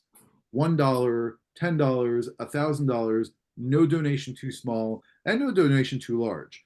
You know, we can massage the messaging to make it sound, you know, you want it to be authentically inviting and, you know, exciting, and you want people to be involved in the notion that they are helping to contribute to the success of the arts scene in your community. You are part of the arts landscape in your part of New Jersey, and if you care about the arts, help us keep being part of that landscape. Because, you know, as we saw through the pandemic, it doesn't take a whole lot to bring a cultural organization to its knees. You know, if we're here, that means that our organizations are still standing. We're pretty lucky. There are plenty that are just not around anymore, or continue to be on the brink of insolvency. So this is not just a quaint little thing that we do, you know, that brings us joy. It contributes to the health of our communities, you know, the cultural health of our communities. And that's an important message that we can elevate on social media. You know, that we do a thing that provides a social benefit. Just by virtue of existing, you just have to show up in the audience and you reap those benefits. There, that's a much more complex message that can be dug into in a lot of ways, but that's sort of the gist of it. So okay, so that's the third thing we do is ask for money. When I'm not going to read all these verbatim. You'll get it in the PDF I send. But when you're creating your own content, here are a few tips. You want to use an authentic voice. We never want to sound, you know, forced or inauthentic or artificial or whatever. If you insist on using, you know, AI to generate your copy, revise it and make it your own voice at least. As an experiment, I asked ChatGPT to write a 5-paragraph bio for me, feeding it details of my career and experience. And it created something that was pretty darn close to usable verbatim, but it just made some factually inaccurate statements that I had to edit. So if you're going to use AI to create your copy, make sure you're making it accurate. This one's important, divide and conquer. Especially if you're using volunteer forces, one person does not have to do it all, right? You can have one person or a team of people that are creating the content. They're writing the posts, they're taking the pictures, they're shooting the video, they're making the YouTube playlist, they're writing the blog post, whatever it is. And then you can have, you can call them a social media coordinator, whatever the job title is, who is actually taking the content, making a post out of it, and putting it out on social media. And I'm not sure if this is on any of these slides, but most, if not all, social media platforms offer you the ability to schedule posts. So you could take an afternoon and schedule a whole concert cycle worth of social media posts. And then you don't have to worry about like, oh, it's Wednesday, it's my day I post on Facebook. I've got to make a thing, I've got to post it, I've got to, write, I've got to, find a picture. You can do all of that in advance and make it easier on yourself. I'll urge you, to explore the option of video. Video is the most engaged content out there. It gets sort of the most return on investment, but it's the most time consuming. So, but even short videos, if they're informational videos, you got to be short and sweet, or at least get the important information in the first 10 seconds, because after that, your audience drops off. And you'll see that when you make videos, you can see the analytics, you can see how many people watched and how long they watched. So the average user, like 92% of your users made it 8 seconds in, 90% made it 10 seconds in, 15% made it all the way to 45 seconds. It just drops quickly. So get the important information in there first, and then give additional detail. Recycle your stuff. Post, if you're going to take a picture or you're going to write a post, or both ideally, put it in an email, put it on your website, put it in social media. Just reuse, recycle. If you create a video series, we did this year, I don't remember what we called it, 12 days of carols, I think, in the lead up to our December concert. And we had a recording from our chamber chorus, and we had some soloists, and we had our rehearsal accompanist, who is an organist, create some content for us. And each day for the 12 days before our December concert, we posted a thing. And there's no reason not to use that next year. So find ways to reuse and recycle your content, especially if it had good engagement the first time. Just, give it a second act. This is something I hadn't mentioned directly, although I've referenced or alluded to it, but a call to action. Call to action in the marketing world is the thing you want people to do, the action you want them to take. So click this link, buy a ticket, share this post, whatever your call to action is, needs to be very clear in your post. Visit our website, whatever it is. Your posts, especially the stuff you create yourself, and especially the ones that involve money, have to have a very clear call to action. You can't just say we need your support. You have to say we need your support, and here's how to provide it. Text us, email us, visit our website, click this link, whatever it is. So be very clear with your calls to action. Engage with your singers who are social media savvy. We tend to think of these as the young folks, but social media has been around for 20 years now. So if people were early adopters of Facebook and they were 20 then, they're in their 40s now, and they might be perfectly willing to help you. So recruit help. And then making it look good. This is important. Visual appeal. And if you want to get fancy, like a cohesive visual brand is super important. So Canva. If you don't know about Canva, and hopefully you do, but if you don't, Canva is the easiest graphic design software I have ever used. I took a Photoshop class like 15 years ago. There's been like 412 versions of Photoshop since then. I don't know what in the world I would be doing on Photoshop now. Or like InDesign, all the Adobe tools that are like for the professionals. When you're a professional graphic designer, you use things like Photoshop and InDesign and whatever else. Canva is for the layperson. And bonus, their premium version is free for nonprofits. I'll say that again.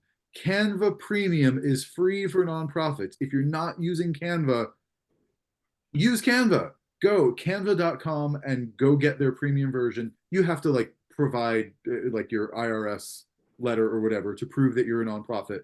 But then you have access to millions of images and extra fonts and extra templates and all sorts of things. I'm going to show you two things that I created with Canva. And before I show them to you, I'm going to tell you I have, other than that Photoshop class I took 15 years ago, I have no graphic design experience. And I have, other than being an appreciator of visual art, I have no real talent for visual art. You don't want me on your Pictionary team. It's not good. But Canva is wonderful. You can do stuff that looks like this in Canva. I made these, and I think they look pretty good. I'm not a big tooter of my own horn. I'm proud of these. Our recruitment on the left, you see the recruitment design. That's the template. I found that template and I customized it.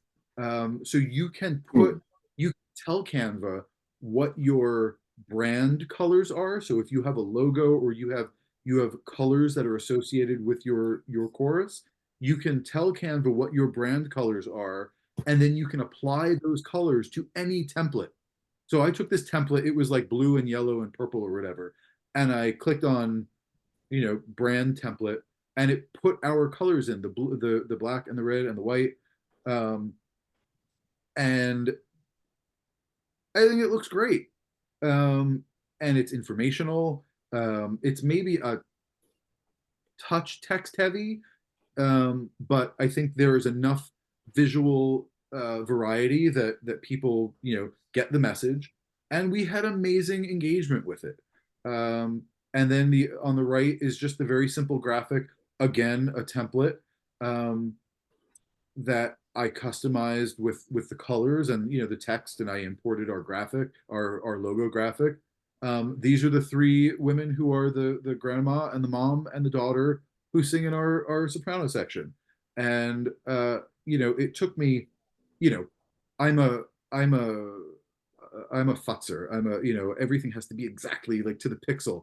But the the general design took me 10 minutes. I was indecisive about the template. Is it this template looks good? Does that one look good? But if you're more decisive than I am, this is a you do this in a heartbeat. It's all there. You just upload the photos and the graphics, and you drag and drop, and there are tools that say like align this to the center of the page, align this to the left of the page, to the right of the page. They make it impossible not to be good at it. You just spend a little bit of time familiarizing yourself with the interface. It's great.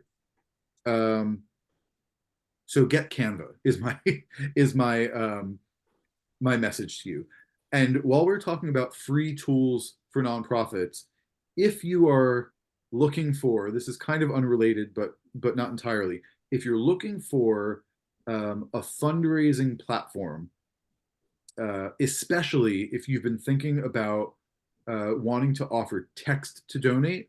So if you want the ability to say, text I love choir to 44321 to make a donation to our chorus, I recommend that you check out Give Lively, GIVELIVELY. Yes, .com.org. It's Give Lively. They're free to nonprofits. It's a comprehensive, complete fundraising platform that allows you to track your donor information. They offer what's called peer-to-peer fundraising, which is where the social media part comes into play. This is where you see people. There used to be a lot more of this on Facebook. They still do it for like birthdays, but fewer and fewer organizations do it because Facebook is now taking a processing fee. They used to cover the processing fee. So if you donated $50, the organization got $50. Now they're assessing processing fees, and it's become less popular. But peer-to-peer fundraising is generally happens on social media, and it's stuff like, hey, I sing with this chorus, and we are having a concert, or we're having a fundraiser, or we're doing X, Y, and Z, and we would love your support. And you post that on social media, and there's a link to the fundraiser, and they make their donation. They can become a monthly donor. They can, whatever. Then that person can share about it, and we're talking about, expanding out like exponentially. So Give Lively is a great source for that. I'll try to remember to add that resource to this deck when I send it to you, Sue. Okay, Elayne, we're getting to your paid question, your paid ads. So is it worth it? In my experience, it can absolutely be worth your while to invest in paid advertising because it guarantees that more people will see your post. And if you are careful about it, you can guarantee that the people who actually are interested in it are the ones who see it. So we're going to talk specifically about Meta because that's where my experience is. This is Facebook and Instagram. But this is true on YouTube. This is true on X. This is true on LinkedIn. If you pay to boost an ad, more people will see it. The thing to think about is, are the people who are seeing it your target audience? With Meta, so this is Facebook and Instagram, you can be very specific about who you want to target with your ad. So you can say, I want men and women age 40 and over, or 18 and over, or 26 to 52, whatever it is. You can set men only, women only, men and women, whatever. They don't yet have expanded gender options.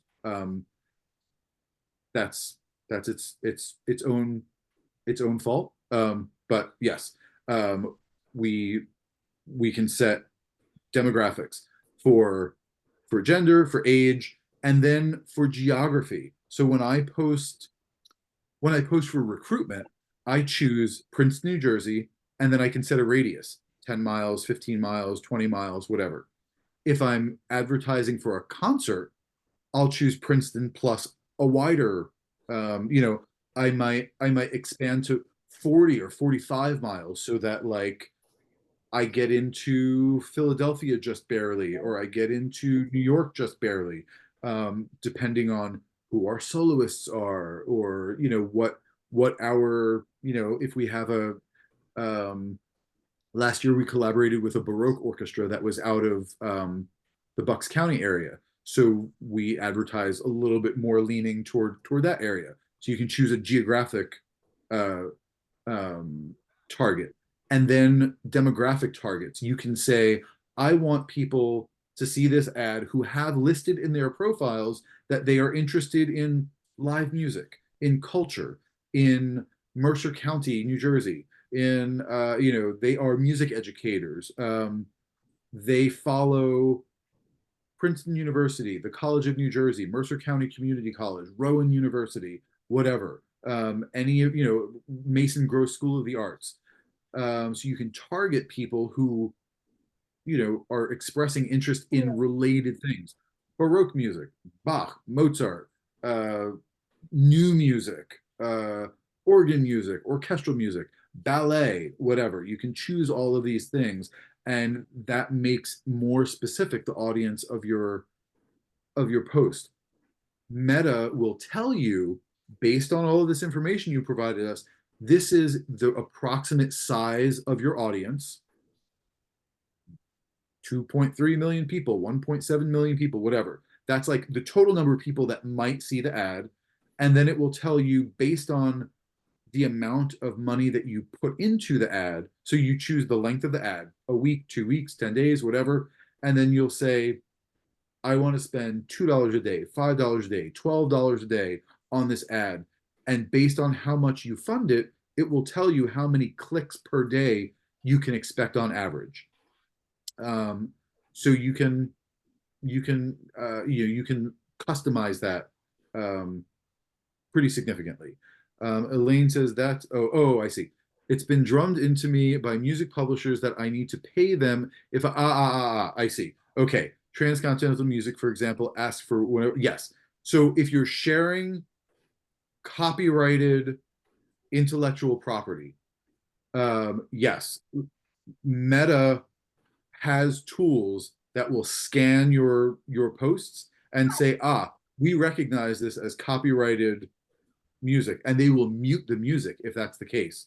I just the other day, I saw in my Facebook memories, I saw a post that I shared. So I posted it as Princeton for Musica, and then I shared it on my personal Facebook, and it was for a Morton Lauridsen concert. It was last May, and we made a video that had his O Magnum Mysterium as the backing track, but it was not a commercially recorded version. It was a version that our conductor had recorded with his college group in 2002 or whatever. But it recognized the music as copyrighted music and muted the video. So it's just the visual now. Now it didn't get caught until after the concert. It is currently muted. So yes, if you're sharing intellectual property, it needs to be licensed. But if you are just talking about it in a video, that's perfectly allowable. If you're sharing it on YouTube and it's on YouTube, when I say make a YouTube playlist, I mean go on YouTube and find a video that's already there and add it to a playlist. There's a little share button, or it's share or save. Now I can't remember, but one of them, I think it's save, and it'll say save to what playlist. You create a playlist for that, that concert. If it's already on YouTube, that's public to share. If it's on there, you can share it. And if the originator of of the video, the entity that posted the video is doing so inappropriately, then you might end up with a track on your playlist that disappears or gets muted. But I wouldn't upload myself copyrighted music and share it as Princeton Pro Musica. I go out to like our soloists and I see what they have posted for public consumption, and I share it because that's the point, right? Is to be, social media is about sharing. So if they've posted it publicly, you can share it publicly. Does that answer more closely your question? No. Okay. Ask for a fee whenever a published piece is used in worship each time. That's a copyright question that I don't have an answer for. If I had a comprehensive understanding of the Copyright Act, I would be making tons of money as a copyright lawyer right now.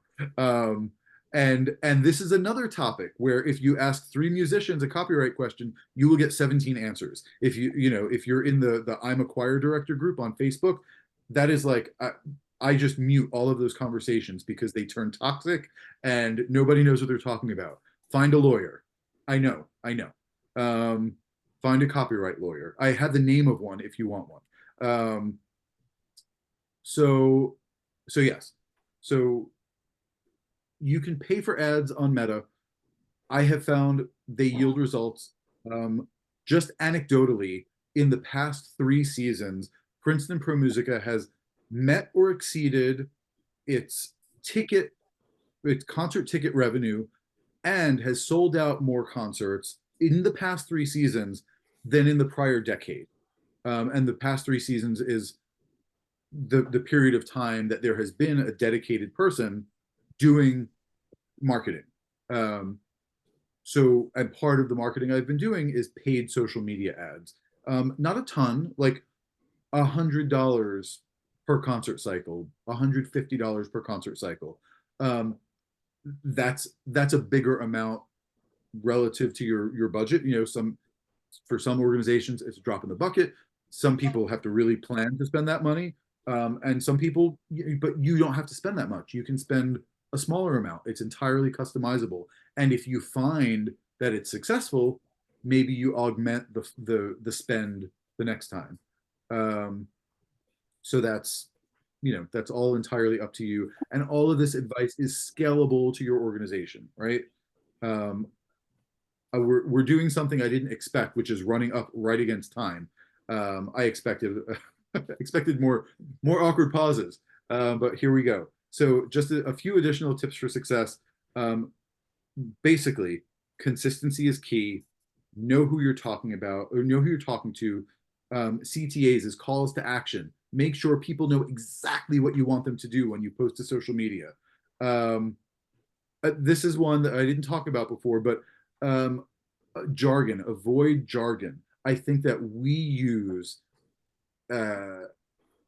very specific vocabulary to describe specific things about choral music that can make people who are outside our circle feel excluded.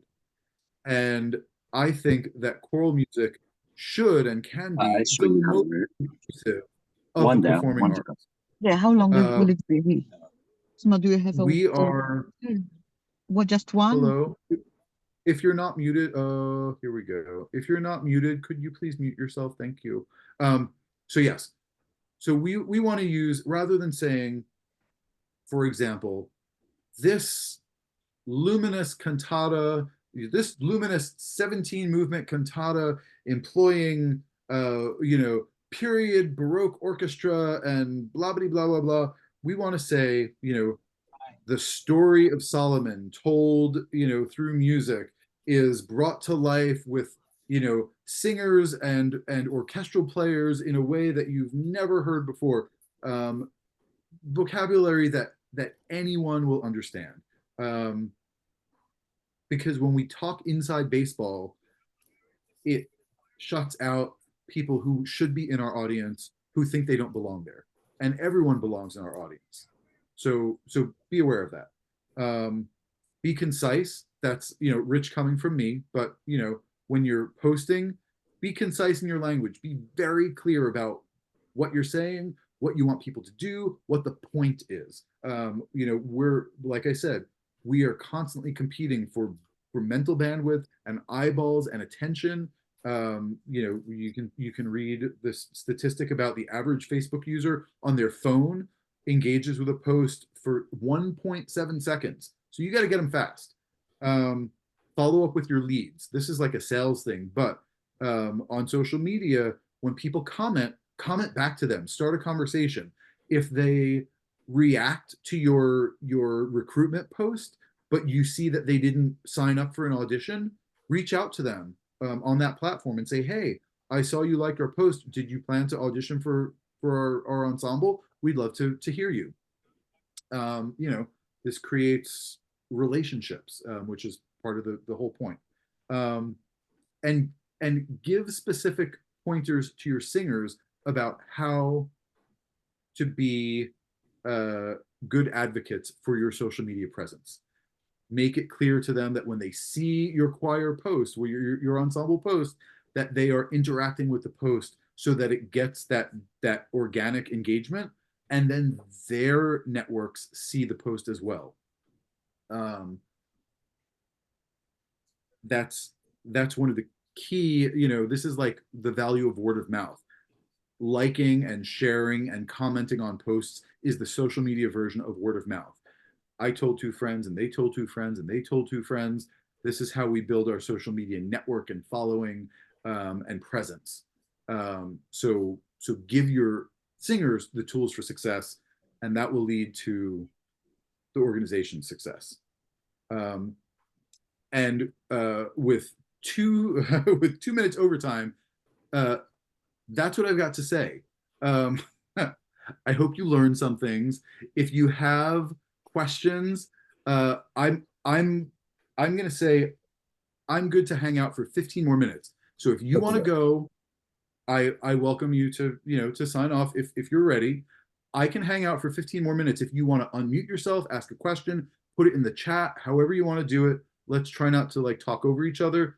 But if you've got specific questions or you want me to go back to a slide, I'm happy to hang out. If Sue and or Marina is willing to do that. I don't want to, if this is their time that we're on now.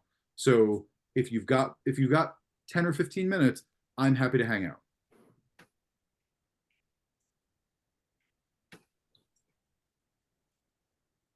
And if not, Kenny, okay. that was so comprehensive, and you are a very good model about how your mind has to work. Because if you can approach this in particular, because it does have a complexity of possibilities, if you can approach it in the way that you're recommending, where you're really focusing on what are your goals, how do you evaluate the platforms in terms of do they match those goals or as well as possible, and then what strategies you should take, you should undertake to be able to find some sort of way to actually put a plan into action. Thinking about it is one thing, but acting is a completely different thing, and obviously that is the goal, to be productive. I learned a lot of stuff I didn't know, and I will tell you this, I'm lucky that at Arcadian Corral we have a person who is pretty facile with this stuff, and she keeps me apprised of which end is up, and that's Lynette, who's right here today, Lynette Westwick. So thank you, Lynette, for everything that you do. I am a bit of a Luddite in that I don't use social media for myself at all, because I value my privacy, and so much of what I do is public as it is. But Lynette and a few others at the resources that we have definitely followed some of the things that you've talked about. We have made videos to promote various concerts, and they have had impacts for sure. They have found ways to use our membership to enhance what we're doing. All of that is, you just, as you said, you have to be creative you have to be consistent, and you have to make sure it looks good, right? If it looks amateurish, it will not serve you in any way. It will undermine what you're intending to do. I hope I'm kind of like reinforcing some of the things that you talked about. But again, you did it in a way that was entirely helpful and comprehensive, and I think everybody has found very valuable today. So, Well, I appreciate that, and you've reinforced the most important points, which is that you have to have a plan, and it's got to look good, and you can't just think about it. But what I thought I had one more slide. Maybe I didn't. Yes, here I did. One more slide. Parting thoughts. Okay. There are lots of ways to succeed at social media.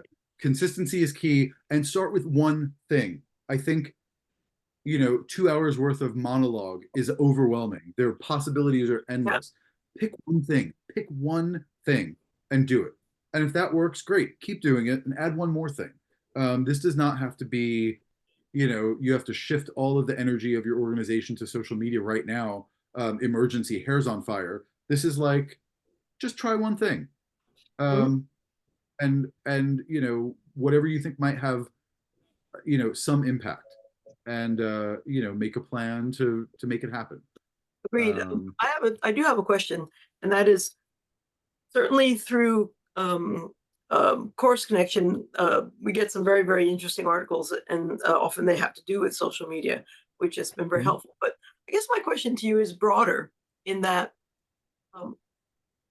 what type of engagement for social media for courses have you seen coming down from national organizations like Course America or the ACDA? Have you seen them as a resource in any way for local courses?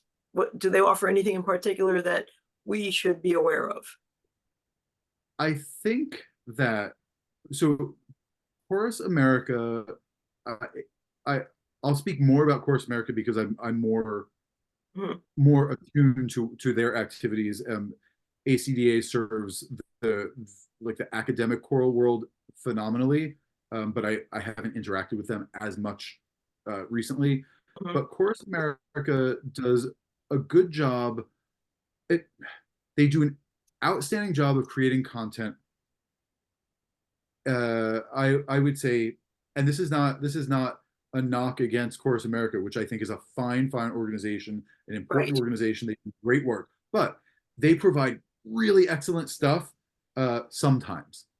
Like they do like an operations survey, and the results of that survey are really interesting to share out with your audience. But that's like a once in a while thing. They do like these bigger surveys that yield information sometimes. One thing that they have done in the past year or 2 years is they've created an online forum similar to what like CoralNet was maybe 20 years ago. Yeah. Where I used to do a lot. Yeah. That was a great forum. CoralNet was like Internet 1.0 at its finest. It was such a good resource. Course America Online Forum is not social media per se, but it is a place where especially chorus managers, we'll call them, executive directors, managing directors, artistic directors, board members gather to talk about, sometimes it's repertoire, but primarily it's the business of running a chorus. And if your organization or you are individually a member of Chorus America, you can be part of this online forum. You sign up on their website, you create a profile, you can say as much or as little about yourself as you wish, and then you can post questions and get answers from people who are specifically involved in our world. This doesn't make it great social media fodder, but there are conversations on there about social media, or you can start a conversation about social media and engage a broad international audience They call themselves Chorus America, but they have Canadian and European and South American members, from all over the place. And you can engage with a broad audience there. Yeah. Yeah, I think your take on that is very, very accurate. They do have a broader mission, certainly, and as you said, every now and then they do identify something that comes down, and so having some awareness of what is going on there is important, I think. And as a complete aside, if you can get down to Atlanta in early June, their conference really is wonderful, and the sessions that they've got planned this year look phenomenal. I know it's a hike, but they put on a very good conference. Some of us aren't done with our concerts yet. I know. The academic year hasn't ended in New Jersey then. So, they have done, last year was in May, they started in May, but then they've had other ones that were in late June. So I think they just sort of book where they can get a venue. it's true. Yeah, But I went to one of their conferences a few years back down in Philadelphia, and it was wonderful. I will absolutely attest to that. So that okay. was a great one. Yeah, it was very good. We've got two more questions in the comments. Let's take a look. Thank you for sending my email address. Success with audience surveys. I've had, I would say, engagement with audience surveys is not our most engaged with content, but sometimes people just want to share how much they enjoyed a concert. And when you open the door for that opportunity, sometimes you get really lovely feedback. Sometimes you get really important constructive feedback that's critical, and you can learn from that too. And hopefully it's presented, in a respectful way, but most feedback is valuable feedback. So, I say just, it doesn't cost anything to provide the opportunity, and you never know what you're going to get. Chorus Management Network on Facebook. Thank you, Sue. That's a part of so Chorus Management Network is run by Chorus Connection. We started it in 2019. It's grown to roughly 3,000 members at this point. All the same sorts of people that are on the Chorus America online forum are on the Chorus Management Network. Board members, managers, committee members, artistic directors, and the conversations there can be very insightful. So if you're not on Chorus Management Network, come join us there. All right. We're now solidly over time by nearly a quarter hour. So I'm going to say thank you. I'm going to hand it back to Sue if you have any parting words. But thank you so much to the New Jersey Choral Consortium for having me. I hope that you've learned at least one thing. And if you have questions, my email address is in the chat, and I will send you the PDF of this presentation in the next couple days. Great. Right. Well, thank you to the wonderful Kenny. I know that we all learned a great deal. We just need to plan and work on how we're going to implement all this, or at least some of it. This workshop is being recorded, and it will be posted on our website in a couple of days. You are welcome to share it with anybody in the universe who is interested. Kenny is very generous with his time and his effort and his knowledge, and he'll be happy to speak with you privately by email or some other form of communication if you'd like to follow up. Can we give Kenny a virtual applause? Bravo, bravo, well done. Thank you very, very, very much, Kenny. Thank you all. It was really a pleasure. This was fun. Okay. Thanks to you all for being part of this. Please keep your eyes and ears open. The consortium will be hosting an open sing. It's Big New Jersey Sing again this coming June, and we'll be sending out information on that very shortly. We'll hope you come and see each other live and make music together on that occasion. It would be our great pleasure to see you all. If you're not on a mailing list yet, you will be pretty soon. Exactly. Okay. Thank you all for coming. Bye-bye.